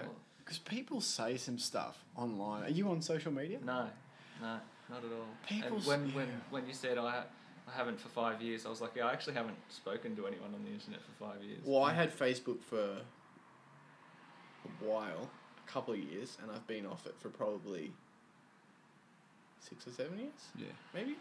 Maybe only 5. I don't know. It's been a while. Yeah. But the problem I'm finding is the whole internet is turning into social media. Yeah. So I say I don't have social media because I don't have Twitter, Instagram, Facebook, or Snapchat. But you go onto a website or YouTube, and it's set up now. There's the comment section and reply, like, dislike. Yeah. It's just another Facebook with a different name. So even though I consider myself not to be on social media, it's if you want to look at anything on the internet, you can't avoid other people's vitriol. And that's it is what it is. Yeah. I don't know. I mean, I don't think that I'll avoid those things in my life by not having social media. I certainly will limit them. Yeah. Limit my exposure to it, for sure. Yeah. But I think that, in fact, makes me more equipped to deal with it on a personal level. Because I'll notice it a lot more, I think. I don't know. Yeah, well, you just don't see it as much. You don't see people just abusing each other on the streets. When you see it, it's really shocking. If you see a fight happening, I've witnessed, there was another one when I walked Ollie the other day, there was a fight happening in someone's house. Yep. It's shocking if you see someone abusing each other on the street, but it's not shocking if you see someone abusing each other in a comment section on something. Yeah. It's just expected. Well, it is to me. It is to you, yeah. That's why. Shocking or expected? Both? Exactly. Yeah. You give people a platform and that you'll get whatever you want on it. I mean, you'll get whatever they want on it. Yeah, it's very hard to control that stuff. And I mean, control's not the aim. It's definitely not the aim. Censorship and control is not the aim, but getting people just being a bit more chill would be nice. And I say stupid, but I do say stupid shit that I wouldn't necessarily want recorded and put on the wall as if that's how I feel and that's what. It's all a momentary thing. I'll say, in a moment of exasperation, I'll say some very nasty things to myself. Which I wouldn't say to somebody else, but I mean, it's the same thing to me, what you can say to somebody else. Yeah. In that instant, they might not actually believe that anymore. Yeah. 5 minutes later, they might. Well, that's, I suppose, like one of the things I've started thinking about, like with podcasts and stuff, is that for me, like, I'm really keen when we do this sort of stuff within a certain degree of like decorum or something like that, mostly people just express what they're feeling, because again I come back to that idea that this is really kind of like a working space for ideas. Yeah, definitely. And I would hate for us to be limited by what we could achieve because we're worried about saying something, you said before, this could be a harsh generalisation about I know that there would be some people, if they listen to this, will be offended by what you said about that physical attraction thing. But I think that you're missing the point. It's like you're throwing stuff out there kind of like, this is in some way some form of performance art to a degree, in that we're throwing ideas out there, we're mixing them around, we want to see what happens, because you could come to something really beautiful when you use all the colours, kind of thing. When you're free to paint these ideas as freely as you can. Whereas if we're all worried about what we're going to say and how it's going to come across and what people are going to think, like, I don't know, I think sometimes that's the thing, you know, like you're saying, the people on the internet and stuff need to be maybe more chilled out about what they say. But I think it's also on the flip side, we also need to be a little bit chilled too about how we receive what people say. You know, that recently that senator, that right-wing, fairly certain he was right-wing, senator in the US, he's the returns serviceman who's missing an eye and has an eye patch. Yep. And someone on Saturday Night Live made a joke about him, saying he looked like a bad guy from a kid's cartoon or something. Yeah. Because of the eye patch. I can't remember the exact quote, but he said that. And then went on to say, so it wasn't so much that was the offensive bit, but then went on to say, I guess I'm not meant to make fun of him because he's disabled or whatever, but whatever, and then moved on. And there was a lot of outrage about it, people were offended, but the actual guy came back and his response was just, I try hard not to offend and try even harder not to be offended. And that was kind of his whole thing, and I thought that was a really good... Especially on behalf of somebody else. Yeah, like a really good way to go, like to work at not being offended is probably a really good skill that maybe we don't have so much. And I guess the problem with that is it clashes with things like standing up for yourself, which is a really hard thing for people to learn to do as well. I think people are readily offended but not super active about it in a constructive way, about going, well, this is offensive and this is why. It's very reactionary. But I just thought it was a good quote, and I think I'm pretty sure the guy ended up appearing on Saturday Night Live and stuff, that they all sort of figured it out. But you feel like if he had have taken offense to it, that flame would have just taken off, because there was a lot of outrage about it until the point when he actually released his statement saying, you know, I try hard not to be offended. It kind of diffused it all. That was always like the approach I feel like our parents took with bullying and that sort of thing, you know, that to say that it's, well, kind of like what you said before, you know, people who are acting out, it's often coming from a place of trauma or dysfunction, in that, you know, if someone has a go at you about the way you do your hair, or you know, the colour of your skin or something, that's saying a lot more about their discontent as a human being. It's saying a lot more about the ways in which they're fractured or broken or hurting. Yeah, than it is anything about you, I think. Yeah. It's just what they're going through. Yeah. I certainly wouldn't like to receive it though. Yeah, absolutely. Yeah. Did you have a traditional schooling? Yes. Education? I did have a traditional mainstream schooling experience. Yep. Which I was always in trouble in, because I found that what was the point of sitting there having all the right answers? When I could just hang out with the kids who didn't care either and have all sorts of fun. Yeah, right. Yeah. So that's not really what's rewarded. Did you make it all the way through? Yeah. Yeah, right. Yeah, I went through. I've been through uni as well. Yeah. Right. But I found that just as a similar experience. What did you study at uni? Primary school teaching. Yeah, wow. Education. I did not know that. Yeah, I was a primary school teacher.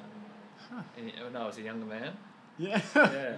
How many years for did you work in that? Well, it's a 4-year degree. Yeah. And you work with that, and I worked as a teacher's aide through most of that. Yeah. So I had a bit of experience, and then it was about 12 months after that I joined the army. Right. So it wasn't a long time, but it was certainly eye-opening. Yeah, and did that... I guess the only reason I was brought to that because you were talking about dealing with bullying and that. Yeah. Did you ever deal with bullying? Were you a bully? Yes. Yeah. Yeah, I bullied the shit out of those kids. Yeah. You know? Look, on one level I did. You have to. I don't want to do that. You have to sit here and do this. You know, this is what we're here for. You know? I was just a cog in the wheel. For Yeah, sure. right. Yeah. Brick in the wall, so they say. Yeah. And that, I was like, this is shit. Mm. And is that what? I don't know. Feel free to not answer whatever you want. Yeah. But is that what propelled you to the military? Was it a dissatisfaction with what you were doing, or something pulled you to it? No, I was certainly. Despite the fact that I knew I didn't like it, I didn't have any sort of cognitive reasoning or emotional sort of intelligence behind why or what, or I just knew I didn't like it. So I got out, and then various human life circumstances propelled me towards the military. That's a different story. Yeah. The school thing, and I think schooling is a tremendous advance just by the fact that I think you want to value as a community having a certain knowledge and developing skills of young people. And I mean, I think the industrialisation of it certainly is an unhelpful side effect of what could be a really beautiful principle. It's just done, it's just like what we do. It's really done in a sort of clumsy, haphazardly, overly violent way, where you don't get to choose what you want to do that day at all. Yeah. Whereas how wonderful would it be if a child could just follow their interest down whatever rabbit holes they wanted, and they had abundant resources to help them, and how deep would their understanding of their world be by the time they reached adulthood? And that's, I guess, you would hope the reason why most people at homeschool end up homeschooling is from that. Yeah. That perspective. I don't think it always works that way, but No.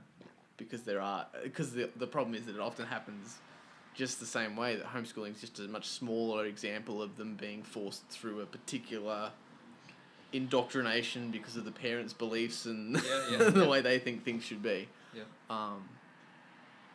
I don't know, I feel like this podcast is always going to turn into the home education podcast. Oh, really? Have you spoken of it before? With Jack, young Jack. Okay, he was homeschooled too? Yeah, so all three of us. His was a little bit more... Well, he had done some schooling. Yeah. I think he was on and off schooling. Yeah. Jake did a tiny amount of school. I think not even 1 year. Yeah. And I never did any. Yeah. And so we ended up talking about it quite a bit. And I guess it's natural because it's your upbringing. I guess it's only just dawned on us. We were saying the other day, very recently, and my mum was saying it as well. Yeah. It only dawned on all of us that experience was so different to what most other people experience in their lives. In terms of schooling? Yeah, and just our upbringing. But you think of it as normal because... You assume that you've gone through the same things as everyone else, and then... Yeah, and I think I was always aware it was a degree different. But it's only been very recently for some reason. I don't know what it has been, but something has made me go, it's about 8,000 degrees different. Okay. Yeah, just the things that people will ask you, and, people are talking about things, and you're like, I have no idea what that is. Right. The sex ed giraffe. Sex ed giraffe. Yes, the giraffe, Happy Harold. Yeah, Happy Harold. Yeah, Lauren and Ellen were talking about it. And I get to it and call him Horny Harold. Yeah, come on, guys, just be honest about it. And I was going, I have no idea what Harold is. Yeah. Who is Harold? Who's this man in a van that told you about sex education? Yeah. Sending mixed messages, really. Yeah. Don't get into vans unless it's Harold, because Harold's on the government payroll and he's here to teach you. I don't know. It's an interesting thing. So now, it's kind of made me equally interested to go back and revisit my upbringing and other people's education and stuff. Well, did you get sex ed at home? We were talking about this with Mum yesterday. She reckons we didn't really. It must have happened at some point. Yeah. Once we found that's the kissing, internet, right? Holding hands. Right, yes. Yeah. Once the internet came on, things got really steam powered. Poor choice of words. No, there was. I think there was a very functional, and it was more. Our whole schooling was much more based on questions asked will be answered, as opposed to these are the things you must know before you're this many years old. Right. And it was funny because we always had so many bullshit answers, and there's still things I say to this day that I have to correct myself on because we would get interrogated a little bit when you'd say you're homeschooled, or mum and dad would say they homeschooled us or whatever. Yeah. In conversations, you get all these questions, and you'd have these like, not that we ever discussed them, but you just come up with these weird answers to make other people feel okay with what you're doing. You'd go, wow, we do 4 hours of bookwork in the morning and maths we and get science. the syllabus and mailed to yeah, us. yeah, exactly. Yeah. Yeah, we come out and there's a guy from the government that comes and checks the boxes. He came out once. Yeah, and that was when we Yeah. lived in Geelong. Right. But then you realise that's not true. Some days we probably did 4 hours of bookwork, but not definitely. Some weeks we didn't do any. Definitely not What most did you do? days. All kinds of stuff. Like, it was sort of what you were saying, that our interests. So once when we were younger, there was a limited amount of, you've got to do maths, English, literacy and Your numeracy basic sort of stuff. Yeah. And if our interest would pop up, I loved ancient Greece and that kind of stuff. So, well, let's learn about ancient Greece. And Great. you'd go down that way. And if something was really lacking, I really struggled with spelling, then they would, they'd hit you a little bit harder with it. Kind of go, you've got to do spelling every day. Yeah. Just a little bit. Yeah. So there's a discipline to it. There was that sort of stuff. But, we built houses because we were building the houses on the property, so we'd build that, and they'd sort of, mum and dad would sometimes subtly work in mathematics into that, help ask us to help figure out the angles and stuff. Yep. But sometimes it was much less than that, and it was just lay these fucking bricks all day into the labour camp. Yeah. But then later, when we grew up and we got into filmmaking when we were teens, then that was hugely just our education was figuring out how to make films. And what that entails, and working with people to make films, and computer skills, and all kinds of stuff. So it just really did follow, because we didn't have a TV for a long time. I think I was 13 before we got a TV. Yeah. Wow. And that was when the film stuff, I think, took off, Yeah. because we discovered films. We can put people in the TV. Yeah, little people in there. So I think actually it was earlier than that, because we would still go to the cinema occasionally and have this sacred thing, because we didn't have a TV at home. Going to the cinema was this huge thing. So the lack of movies in our house is actually what I think made us really appreciate films, wasn't it? Well, it's a very stimulating experience, as you appreciate. Yeah, especially if you're not watching commercial television every day. Wow. But yeah, so as we got older, I think that was it. It was just sort of, they bought us a camera, and then we were fairly into it, so they kind of went, well, we better give them a TV so they can watch stuff and enhance that, and then computer that they can use. Oh, that's wonderful. Well, that's great. That's really open-minded parenting. It was really, I'm really, really grateful for it. I feel like not all homeschoolers, which is the nature of humanity, I guess, not all of them have as positive an experience. And I definitely wouldn't say to everyone they should homeschool their kids. Yeah. Because, it's a bit of a lightning in a bottle. But I feel like it's lightning in a bottle for kids that really enjoy and really excel at school as well. Okay. It's those particular kids that really take to that style of learning that come out the other side as high achievers. What's lightning in a bottle? You don't know that expression? No, I've never heard that before. So I don't know how to explain it beyond that. The Is it lightning in a something bottle. like a piece of magic that's very hard Yeah, to you control can't. replicate? Yeah, it's sort of it's a bit similar, down the same lines as like lightning never strikes twice. Right. That kind of thing. It's just it's a perfect storm. Okay. In a bottle, kind of thing. In a bottle. That all the elements are right. Is how I understand the saying. Oh, that's good. You're gonna look it up. I was. Please. Lightning in a teacup. It says, yeah, storm in a teacup and all that sort of stuff. That's a saying. That's another saying, isn't it? You don't know that one either? Lightning. I know storm in a teacup. Yeah. What does that mean? Something similar? I thought that was like, it's nothing really. You know what I mean? Like you're making a mountain out of a molehill. It's sort of like fucking storm in a teacup. That's not nothing. That's amazing. It's just a storm in a teacup. Well, it's that would be pretty cool, wouldn't it? Like making a mountain out of a molehill. People, that's an amazing thing to do. Yeah. You just made that molehill fucking huge. Yeah. How did you replicate the molecules? It says definition of catch or capture lightning in a bottle. To succeed in a way that is very lucky or unlikely. There you go. They said it way better than I said it. Thanks, Google. Thanks, Grandfather Google. No, I think you said it better. Okay. Because it didn't make as much sense, and it was more. Well, no, because it was relevant to what you were meaning. That's like a capture all. True. Sometimes do you think like expressions and sayings are less important than the intention behind them? You know what I mean? Like you can sort of not make sense, but make sense. Yeah. There's so many words that in a conversation someone could say, you actually have to be like, well, hang on, what do they mean by that word? Yeah. It's always classic too when you've been using a saying for years and then someone asks you what it means and you suddenly go, it might mean nothing like what I just said. But that time it was okay. It paid off. It was all right. But I've always felt that. Not felt it, but wondered about that. And it's probably why I struggled with spelling and I never really took to spelling. And even now, probably I wouldn't say it's my strongest suit. I like using words, but I don't always necessarily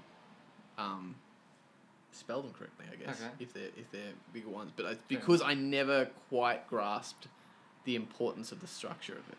Yeah. I always felt that the intention and meaning was more important than the delivery. And if can someone understand you? Yeah, if you understand, I'm pretty sure I brought that up with Mum once, and I don't think it went down that well. You know what I mean? Well, then that's exactly, right. Yeah. We're communicating, then it's fine. Yeah, I don't think that went down super well. But yeah, that the difference between intention and versus execution. That. Although I do have an interest in language and that kind of stuff, and it is really nice, and learning the etymology or etymology. Etymology. Sounds good. Of words is super interesting, and the idea of words having power, and it's very specific, and all that sort of stuff. I do like that as well, but I also hate being corrected. Is that just about spelling? Or? Yeah. Well, spelling and your pronunciation like that. I've got to, if I don't know the pronunciation of a word, I tend to do that. To throw out a couple of examples first. To go, is it to let everyone know I'm not 100% sure, but it doesn't really matter because I would rather air that first. I'm not sure if it's etymology or etymology, so I'm going to say that because I wouldn't like someone to go, it's etymology or it's entomology. You know what I mean? I'm defensive about it, probably because of the spelling thing growing up was a weakness. And maybe my whole philosophy on meaning being more important isn't the reason for me being shit at spelling. Maybe me being shit at spelling is why I made up this philosophy about why it doesn't fucking matter. Yeah. It's definitely possible. More spelling bees for you. Yeah. Oh god. That's alright. I was just have you travelled? Well, my mind wanders a lot. Yeah. Yeah. I've been asking people this question recently. Have you travelled? Yeah, I have. I haven't been off the island. I haven't been outside of Australia. Okay. Kind of would like to, but You've been in the water? You've been in the ocean? Like I've swum in it. Whoa! I have been off the island. Oh, mind blown. Yeah. Did you though? Or did you stay in so your feet touched the ground? That's true. Because of sharks. Yeah, probably. Yeah. Scared of sharks? I have been. Up until recently, I'm trying to desensitize myself. Okay. How? How do I desensitize? Well, I've just been going off the coast. Do you want to chip in for the shark cage? I would chuck you in. Just like, I don't know, like I said, I can't remember who I explained this to the other day, but basically Brucey was just saying, like, I've always been afraid of sharks, alligators, snakes, like these things like that. Not so much like wolves or, so you can't really classify it as just under natural predators. But like, not that snakes are humans' natural predator. But like... Not yet. Yeah. So, yeah, just this like innate like fear of them. Like, couldn't watch Jaws. Okay. Couldn't even watch like underwater documentaries because I found the whole thing really freaky. Yeah, it is. But I want to know why you say, what? So you agree with that? Like, that it is kind of freaky? Yeah. You're out of your element. You're in a place that you can't really move around like you're used to moving around on the land. Like you're in control a lot more. It's kind of nightmarish. Down there, it's a dark dream. Yeah. Yeah. Huh. Good. I don't feel so. No, Sure. but like I've been. The question is, what do you do with the fear? If you let it stop you. That's been the question recently, and I suppose that's an evolving thing with dealing with like say like 4 or 5 years ago dealing with what felt kind of like depression, sadness, hopelessness, blah, blah, blah. Yeah. Moving through that with counselling and things into anxiety. Yeah. That's what my battle is at the moment. Yeah. So kind of moving from hopelessness into moving, okay, this is about fear. Yeah. And now what am I afraid of? And so this is kind of feel like I'm in a process at the moment of trying to let go of some things. Kind of go, you don't have to be afraid all the time. And part of that with like sharks and stuff, I saw this guy who photographs sharks. And they're amazing pictures. Wow. And I kind of just went, because my instant reaction when I saw the first one that he posted, I was like, holy fuck. Fuck off. Yeah, I don't want that shark. Too close. And I was kind of like, this is stupid. These are amazing pictures. It's an Beautiful amazing creature. Yeah. And that, I suppose, is the seed at the middle, at the sort of center of the lesson is how much do we miss out on seeing and witnessing and being a part of beauty when we're just totally governed by fuck, get it away from me. It's fear. Yeah, so that's kind of where I'm at the moment. Yeah. Well, there's a self-protection reflex in that, for sure. Definitely. You see a shark and you're in the water with it, you get out of the water pretty damn quick. It's, it only takes a special type of individual to want to jump in. Yeah. And there's not many of them. Really? Yeah. Because they've all been eaten by Because they've already sharks. jumped in the water. Survival of the fittest. Yeah. But some Thanks, of them do and not they dumb. survive, no worries. And they get great pictures. Yeah. And that's just their road. Yeah. Do you have like any things that you've been like inherently like afraid of? Well, it's funny actually. I started yoga upstairs, and I had a moment in a posture where I felt a deep fear within me. Yeah. Which is, sort of a mind-body connection experience. Apparently, it's a thing. Yeah. Right. And I felt the fear of and it's quite a mild fear, but it's a fear of lack. Yeah. I won't have enough. I don't. I'll be. And I guess it's conversely of that is a sort of a desire or a hunger for things, for stuff, even if it's just simple resources, food and water. Or being stuck out in the middle of the desert somewhere. That's a fear of lack, I guess, is what I was feeling. Yeah. So it was interesting, just sort of, first of all, recognizing it, and then just sort of sitting with it, and just being like, well, it's okay I can understand, these things. Basically, how I just explained it. It sort of went through me, and then I just sort of I wouldn't say that I got over it or anything, but the fact that I've recognised it, I can also probably at some point in the future we'll see how this fear is operating in my life and how I can sort of live a more peaceful way with it. Yeah. That was also my next question, and like that's been in that same way that I looked at sharks. Once I was aware of that kind of that relationship that was going on, really missing out on some incredible things, being able to appreciate this photography, these animals, blah blah blah. Suddenly you start working backwards and go, okay, what are all the other things that it's the same relationship? I'm missing out on these things. I've had fears about, illness. Yeah. As soon as my anxiety kicks up, if I have an ache or a pain, it's cancer. Yeah. You know what I mean? Oh fuck, I'm sick. Yeah. I'm gonna die, and then it's like you miss out on so many things if you. And it's interesting looking back when you start to identify that, going, that's what that was about. Yeah. That's what this was about. That's what that was about. All these fears. It's really one common fear underneath. It's really one thing about not being prepared. And like you said, with you consider yourself a person of faith because you know how much you don't know. Yeah. I think that's a real thing that a lot of us probably struggle with is being comfortable in the not knowing. Yeah. Being comfortable in the letting go. It's the death thing is very central to that, I think, because it's like the ultimate unknowing. Yeah. We really don't know what's through that other door. Yeah. And we're going there. Yeah. And I feel like that feeds into a lot of other sub-fears. If you can let that one go, a lot of the other stuff sort of starts to unknot itself or something. I can remember the point in my life where I turned that corner. Yeah, right. Yeah. And it was, I was I was roaming the mountains at the early hours of the morning in this sort of monk-like state, searching for answers and truth and the perfect, this ideal. And I actually felt this just very still, small voice inside me say, what are you looking for? What do you want? And I couldn't answer it, and I realised that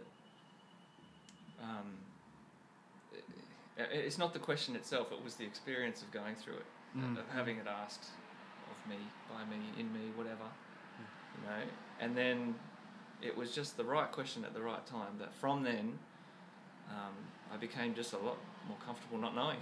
Yeah, right, yeah, wow. Who am I was the next question. Yeah. Who am I and what do I want? And I still can't answer that question. Neither of them? Neither question? Who am I and what do I want? You can't answer either? No, not unless it's, I mean, on a basic level I can. Yeah. I'm name, age, gender, of residential address, occupation, there's those sorts of things. But how did I come to be on a rock flying through space? Those sorts of, who am I? Who are you? And who, because that's the corollary of who am I? Who am I? And it does my head. It blows my mind. It's great. I love it. I have no idea. Let's find out. Let's sit around and chat. Yeah. You play me a song and I'll play you a song. Yeah. It's funny, isn't it, that we've all probably got a lot stronger ideas of who each other are than who we are. Do you know what I mean? I feel like, not that they're right, but I feel like you would be better at putting other people in a box because you're less aware. Even if you're very aware, you're still probably less aware of the intricate complexities of their personality and all their little idiosyncrasies and hypocrisies. You'd have a crack at it anyway. You'd definitely be more confident to have a go, like have a guess. Well, I do put people in a box, in a sense that I look at people and I say, well, this is a spiritual being. Yeah. And a physical. I mean, the physical. I don't separate physical and spiritual, but I use the terms interchangeably. I mean, I'm dealing with someone who is important and valuable and meaning. I don't know what that is, but that's a box. That is certainly a paradigm which I look through when I see people. Yeah. Definitely. Yeah, because I always struggled when I was a kid about the idea of everyone else not being extras in my movie. Right. Essentially, was how it took me a long time to get the concept that when I go to sleep, things are still happening.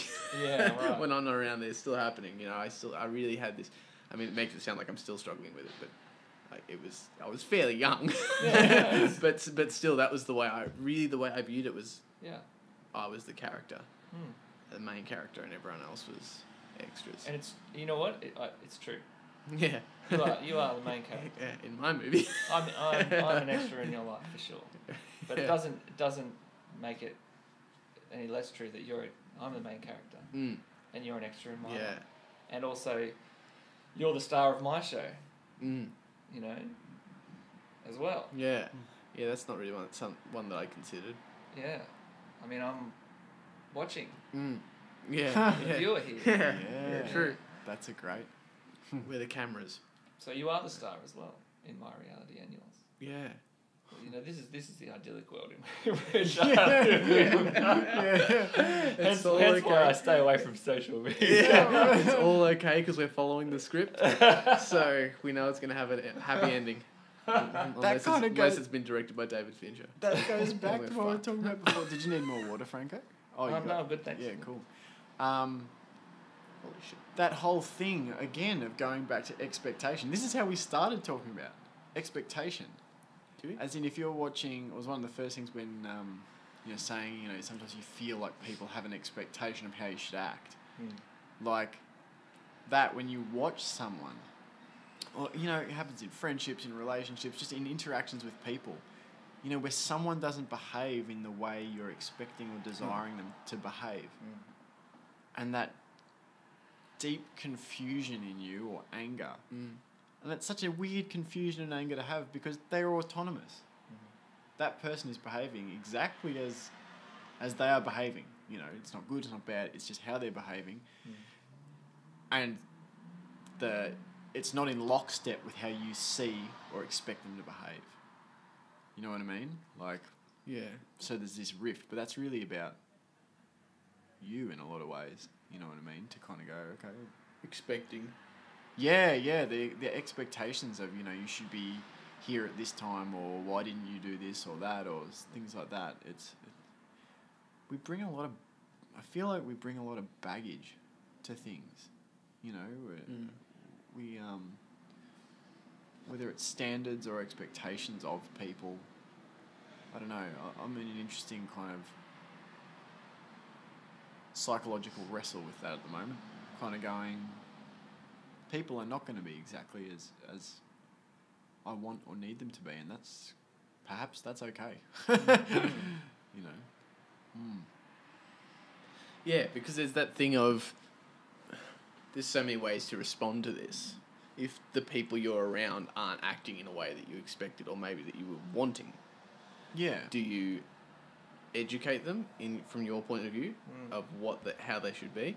Do you try to get them to act the way you would expect them to act? Do you just accept it and let their reality change and educate your reality, and your expectations will thus change? Or do you change the elements? Do you look for other people that act the way you... Do you know what I mean? I'm not sure if this is 100% what you're talking about. Oh, go for it. But I'm extrapolating it out to talking about friendships and stuff. Yep. So you're saying... When you're friends with people, and sometimes you feel like you don't agree with them on a lot of stuff. You go, do I try and educate this friend so we agree on these things? Or do I just accept them even though the way they talk about these things makes me feel shit? Or do I phase them out of my life and just accept who they are, off there doing their thing, and I'll be off here doing my thing? I don't necessarily have an answer to that. It's well, just that's because it's going to have as many different answers as there are people. people, yeah. Yeah. As there are people, and as there are interactions with people. Yeah. Yeah. Some days you won't want to know someone, for sure. Yeah. And I don't necessarily feel like my way is the way that person should be. But I definitely sometimes feel that the way they're being is negatively affecting me. Definitely. So that makes you go, well, does that entitle me to educate them? Yeah. I'm using educate on as one level, if you feel it does, Yeah. then yeah, it does. Kinda. Some days I'll feel like I can really stand up for myself and get a point across when I know that this person has a negative or a derogatory sort of attitude towards me. Yeah. Definitely. Other days I'll just let them do that because I'll just be like, well, you're Yeah. just ignore it Yeah. and say, well, this Yeah. person's not in a good place, and I'll just shut it off. Yeah, the ability to stand up to that sort of stuff is admirable. But I do struggle with whether it's the right thing to do. Is if we're talking about the idea of, being good in the religious, in whatever our particular religions are, be nice to people. What is being nice? Is being nice avoiding conflict and doing little harm? Or is being nice pushing through, creating conflict because you're trying to enhance their life or their understanding? Is that the nice thing? Yeah. I mean, I know there's no general term, but it's just an interesting that both of those could be viewed through the lens of being nice. You're either being nice by doing no harm, and you're going, well, they're saying this stuff and it's offending me, but I'm going to just absorb that and let them think they're in the right. And so that's somehow being nice. It's a hands-off approach to nice. Or I think what they're doing is detrimental to others and themselves. Yeah. Thus, I'm going to tell them how they should act, and that's being nice. Yeah, I think so. I've always approached it from the angle of asking a question. There was a person that I met in the army actually who was this very nice person. I thought I got a very nice, good sense of them, and then they started talking about this person's such a shit person, this person's such a shit human, and it was that term that I was like, what do you mean by a shit human? Yeah. What are you talking about? And they couldn't answer me, and it really, I think, in retrospect, it probably was a really helpful thing for them because they realised they were being someone they weren't, they didn't want to be. So it was a healthy challenge, but it wasn't a challenge, it was just a question. Yeah. And it was, I guess, it's one of those points where it's not about the question itself, it's about the heart-to-heart interaction and they felt something more powerful behind my question than what I was actually said. Yeah. Because might have said, "Oh well, like." You were their tarot card. Oh my god! I was gonna make the same connection. I was. You were the fool. Yeah, I was. And I don't take any credit for that. Yeah. Which is a great way to look at it, and it's probably a very good point to pose it as a question, because I guess I don't often see a middle ground, and that's the problem. Maybe that's often what happens with the type of person I am. Is I will absorb a bit of a martyr complex, maybe.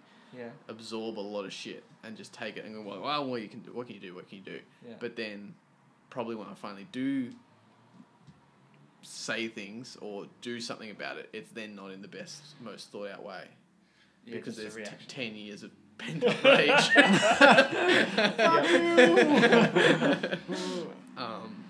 So yeah, it's a good if you can think of a way to phrase it as a question in the moment is very Whatever you, Probably as long good as it's a dignifying thing, I think, and sometimes I think I know when to walk away, and this is a subconscious thing that I'm only really realizing now, is that I can tell that it's not going to be a fruitful conversation. It's not really, nothing's going to come of it, because I might be dignifying them, but I know that they're not in a position to dignify me with a proper response. Yes. You know. Yeah. You just, I don't know. Sometimes you just know when you're not being seen. Yeah. There's uphill battles, and then there's just beating your head against a wall. Yeah, and that's okay. They're just doing their thing. I try not to let it bother me, but I'm sure it's the same as you. It does. It builds up. Yeah, for sure. Yeah. For sure. And I think that's always been my view of a good person, is someone that doesn't cause conflict. Right. And in the older I get, the more I realise that that's probably not true. Because there's no such thing as a good or a bad person. Yeah, and even within my scope of what is good, you've got to be good to yourself too. And I think the idea of causing no conflict with others is often causing extreme conflict inside yourself. There's also something probably you've said too, but it's how you think about conflict, like as in the conflict of elements. You know, butting up against each other, or is it more like, if you're viewing it as destruction, you know, I think I wouldn't want to cause destruction to people, but if like, you know what you're saying, you didn't tear that person down. Constructive conflict. You threw something up that actually allowed them to grow. It's almost like you're putting out a platform instead of a roadblock. Yeah. You know, you're allowing someone to climb up and see from a different perspective, rather than going, hey, fuckwit, do you realise how you're talking? Yeah, because that... You're a shit human. Yeah, well, yeah. Do you even hear yourself? Yeah, it's... I think there's so many ways to do it. And a lot of it's like being vulnerable. And that's hard. Sometimes. You know, being... Because we're taught... Yeah, I don't know. I think even in your head, even if you haven't been taught it by your parents or whatever, I've felt like I've grown up with certain expectations in my head about like what being a man means. You know, in terms of whether it's vulnerability or strength or those sorts of things. Yeah. Do you feel like you grew up with like certain archetypes or expectations, or? I probably definitely. Yeah. Oh well, definitely. Yeah. Yeah, for sure. I was playing with little G.I. Joe figures. You know, they were the gung ho. They'll go out, and then you realise as you get older, well, hang on, that is a caricature of a man. You know, that's a person who can be shooting and killing in the street one day, and then and then a demon in the bedroom, and then he goes to sleep with not a thought of any trauma or anything. You know, like, there's no vulnerability in a lot of those characters. Yeah. But I mean, I guess we know that there is. I think we're all very vulnerable people, for sure. Yeah, I don't see it as necessarily a masculine or a feminine trait. It's just a human part of the human experience. Yeah. And that's everything about that tells us that we are, right? We're the most frail creature. We're the least physically capable.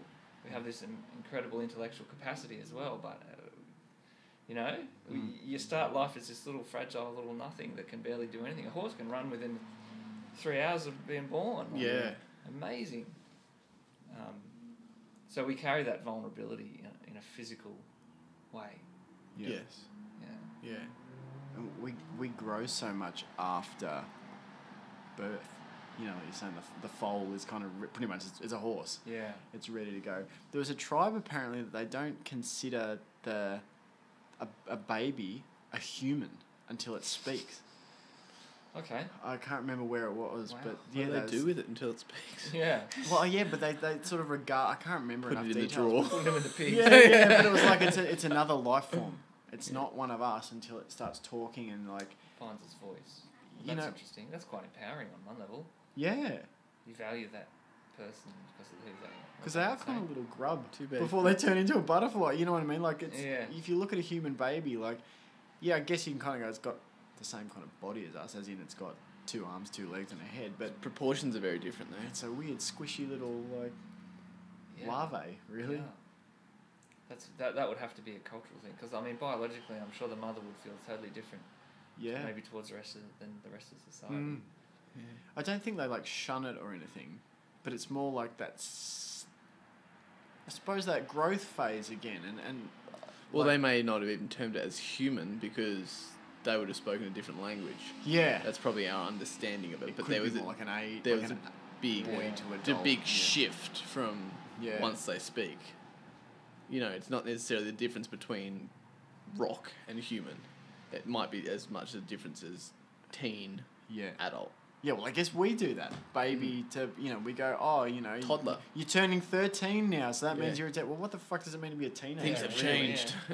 yeah. You know, like, Yeah. Pull your socks up, kid. it's Time to amazing get a job. to watch babies, too, that personality develop. Because they get, like, a sense of humour, I Mm. reckon. Like, I know, one of Talia's friends who has a kid, and seeing that from really young, and then, I mean, it's still in, I can't remember how old he is, but you just see that sense of humour develop, that concept, and the really interesting one where they start separating that mine phase. Mine? Oh yeah. That thing's mine. It's mine, so I'm now identifying myself as something separate to you. Yeah. Whereas they're a baby, there doesn't seem to be any No, separation. well you see them, they're sucking their fingers, they're just discovering their body. Mm. And it's no different really. I wouldn't imagine that an infant baby would distinguish itself from anyone else. Mm. That's the way I wouldn't know. But I and think then it's a as they solid- go through that toddler time, the ego is sort of growing and they're got the sense of well, this is me and hang on, that person has that and that's well I can have this too. Yeah, amazing. What a weird separation from like out of the mother, where you're literally part of another person, Yeah. to then like, now we're separate and Yeah. I wonder how the bonobos deal with this. they Do bonobo have babies sex. just make more babies? More babies. I remember, I told you, I feel like may have been on the other podcast when I already said this, but I was traumatised the first time I saw bonobos was in like a nature documentary. It was quite young. I haven't seen one. And they're little like grey kind of spider monkey looking things, aren't they? They're quite... No, that's what I thought too, but they're not. They What are they? look pretty much like chimps. Oh, okay. I thought they were too. Are they Yeah, not yeah. greyer than chimps? I don't know. I'd have to look at side by sides, but they. Okay. They were definitely freaking bonobos. I've obviously just made them I grey in my remember- mind. I remember. Yeah. But it was a documentary. The horrifying point was. The horrifying point was all the fucking, yeah. It was all these monkeys just up in trees having sex. And I was very young. And they're just obviously such a different way. Like, they're all very vocal about it and, like, screaming. And there was image of one that was, like, the mother that was hanging out of the tree by one hand. And the male monkey was, like, clinging onto it and going to town. Yeah. And the mother had a baby in its other Wow. hand hanging from the tree like What a this. woman. Yeah. What a woman. I just Literally remember- supporting the relationship. I just remember going, what is happening? Yeah. And it was so loud and yeah, it was that was my first and last experience with bonobos until I watched a movie that mentioned bonobos, and then you read this book and started talking about bonobo monkeys, and it's brought up all these memories for these. But you think about it, the first time you see a Chimps. human having Not sex chimps, is apes. pretty fucking intimidating. You know what I mean? Like it's just like an intense that's an intense thing to explain to anybody. Yeah. Because like you're saying with the bonobos, it kind of seems like violent. Like there's a lot of noise and there's a lot of physical like activity. And Not things if you, and- I guess, not if you've first experienced humans having sex via a movie or something. No, Because that's it's right. always it's so all- gentle and well lit with soft the focus. string section starts up. There's no dick in it at all, so you're not confused about where that bit's going. It's all Oh, just look. the waist up. It's a loving embrace, and now they have a child. Yeah. Yeah. Well, that's what happens when you kiss, kids. Yeah. So it's like an easing process. Yeah. Being introduced to it. Because I feel like that probably would have been, right? You would see it, I would have seen it first through a movie. Yeah, probably. Kids movie. Yeah. Yeah. Something. Yeah. Yeah. And then the movies get less kiddie, but... Do you reckon kids see more death than they do death and violence than Absolutely, they do? yeah, sex and absolutely. love? 100%. Not that I don't want to shame Mum here, but it's a story about Mum. That we watched. Do you remember the movie Troy? Like about yeah. the Battle of Troy with Brad Pitt Yeah, and all that yeah. kind of stuff. So that's You watched that? when we were quite young. Okay. I mean, not that young. It was when it was new. So what year did it come out? I'm gonna guess like 2004. Okay. So 14 years ago. yeah. So, I'd have So been I was 14. I was 12. Yeah. Yeah. So it's not that young. It's pretty young. Well, good on them. I think it's probably there probably would have been so many themes in there that would have been worth. Well, talking yeah, about. she watched it, but she fast forwarded the lovemaking scene, Right. and You don't need to watch this. did yeah, you say? yeah, well, yeah. Fast Okay. forward that. Bring out the treacle, I think was the term that was used, which is this weird thing. Bring out the tree. Bring out the treacle. That was a saying in our household. That was from. That came from Gran on Dad's side. And what does it mean? Don't pay. Fuck was that? Good question. Was it something about that? You know, Maybe we don't want to. they would bring out the treacle lube. I see. Back in the day, the leftover treacle That's pudding right. that Some they treacle, yeah. black pudding. These were hard times. It would have been the best. bit of Yeah. rice pudding. I reckon it would have been Yeah. a celebratory time, surely. Well, yeah, I think that Ah. the idea was during the movie, if you had to find a time when you would go, oh well, let's go and eat or whatever. Yeah. Let's or like the birthday cake. yeah. Oh, there's shit bits on, so let's do the Yeah. birthday cake. I think that's Okay. where it came from The Gran. shit bit. That they bring out the treacle, so let's all Yeah. ignore the movie while they're kissing and stuff. Mm. So that was that. But Mm. in fairness to Mum, with the fast forwarding of Troy, I'm pretty sure she had that kind of thing after that. Because I may have asked why we fast forwarded it or skipped it or whatever it was. And I think she was like, I don't know. Yeah, she Like, would have. That's what would have happened. Yeah, why her was it Brad okay that we just watched about 1,000 people get cut to bits? Yeah. Yeah. But the bit with the zero nudity sex scene, where they're all like holding their arms in certain ways so you can't see Yeah. nipple. Nice. But that was offensive. So I think after that became a bit more liberal Great. with what you could and couldn't watch. Mm. But like things like Lord of the Rings, there's a lot of violence in there. I would have watched Lord of the Rings when it was new, which means I would have been 9, I think. Mm. Is there any sex in that? No, maybe.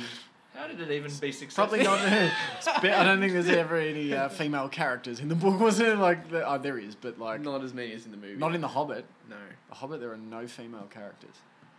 just maybe My some of the point other. being, Hobbits. it's a good lad's adventure. There need not be any sex. I don't need to get confused with any of that woman's business. Perfect for the scalpel. Yeah. Yeah, I don't think there's anything even remotely close to sex in Lord of the Rings, but there's a lot of violence. But it's okay because it's orcs. The way those arrows penetrate Boromir. Oh. His reaction It's to very, it. Yeah, the slow- slow-mo, the yeah. sweat flying around. Yeah. That's what I mean. There's something violent about sex and death. I'm not saying violent as in malicious violent. You It's just said violent. climactic. You just said Sorry. violent. There's something climactic. There's something very... I think so, somewhere. I think there should be. Yeah. There's a link. Yeah, there's a release, that's for sure. Yeah. Death. Yeah. Some kind There you of go. pen You guys up- just pent justified up- my shit. Pent up energy getting released. Yeah. Built up The kinetic life energy. essence leaving the body. Yeah. Bit of your soul goes with it. Oh, you subscribe to Taoism. That's right. What a waste. Is it Taoism? Is it the things that? I was just reading about this the other night. Taoism and life energy and... I can't remember why I was reading it. I think I was thinking about Marco Polo, the show, and thinking about 100 Eyes. Oh, He's a Taoist monk. Yeah. Yeah, it's really interesting. I think I was looking at different, some religions more embracing the idea of like sex, physical pleasure, and others are like renouncing it. Taoism sort of seems to be, and I only read a very limited amount, somewhere in the middle. Like there was lots of sort of practices around sex, and things like from the male perspective, it was kind of that thing. The soul is, I can't remember the terms for it, but there's a term for that life energy. I think it's chi. I'll look it up again. But anyway, the point of it, when you do, when semen leaves the body, part of that life essence goes with it. So there was even like recommendations about like, I'm devoid of There's any a lot of like soulless life people out essence. there. No wonder we've got so many problems in society. Yeah. Everyone's walking around without souls. Yeah. Our souls are all over the hotel rooms. Collected in socks.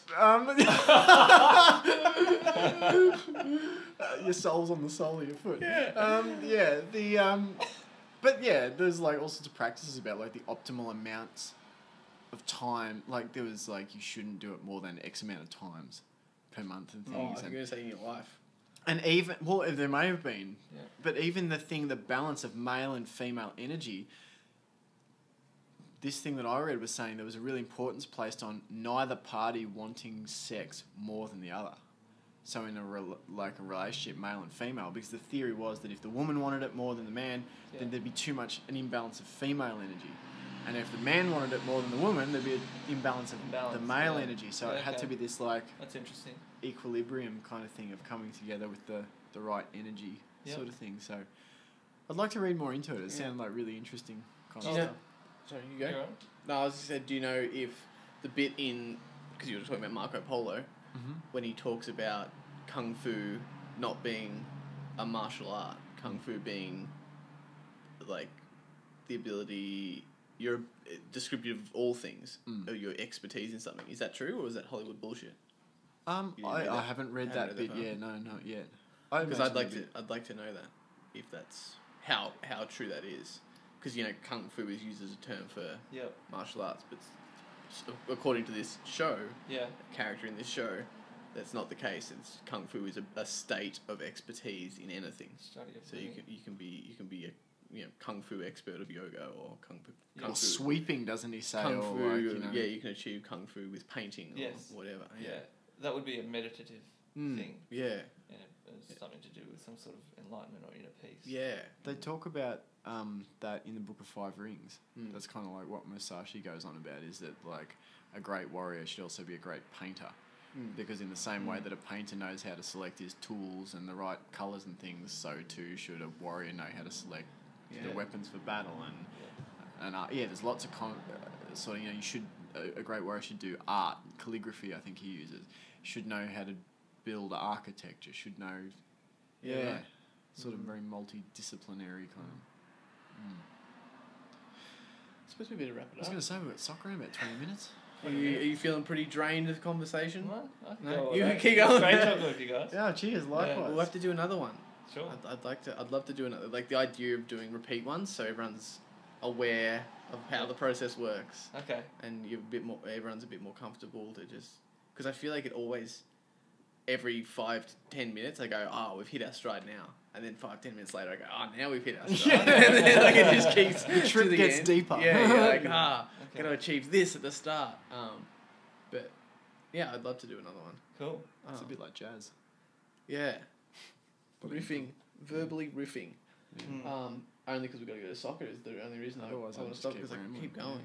Go to soccer. Yeah. Do you want to come to soccer? Nothing. Okay. No worries. My life essence is drained. All of a sudden. It's a really good conversation. Exhausted. No, thanks, man. Really appreciate it. Pleasure. It's a fun space. Good. To talk. We'll definitely do it again. Cool. Great. Pass the audition. I don't know about that. There's a 3-phase step.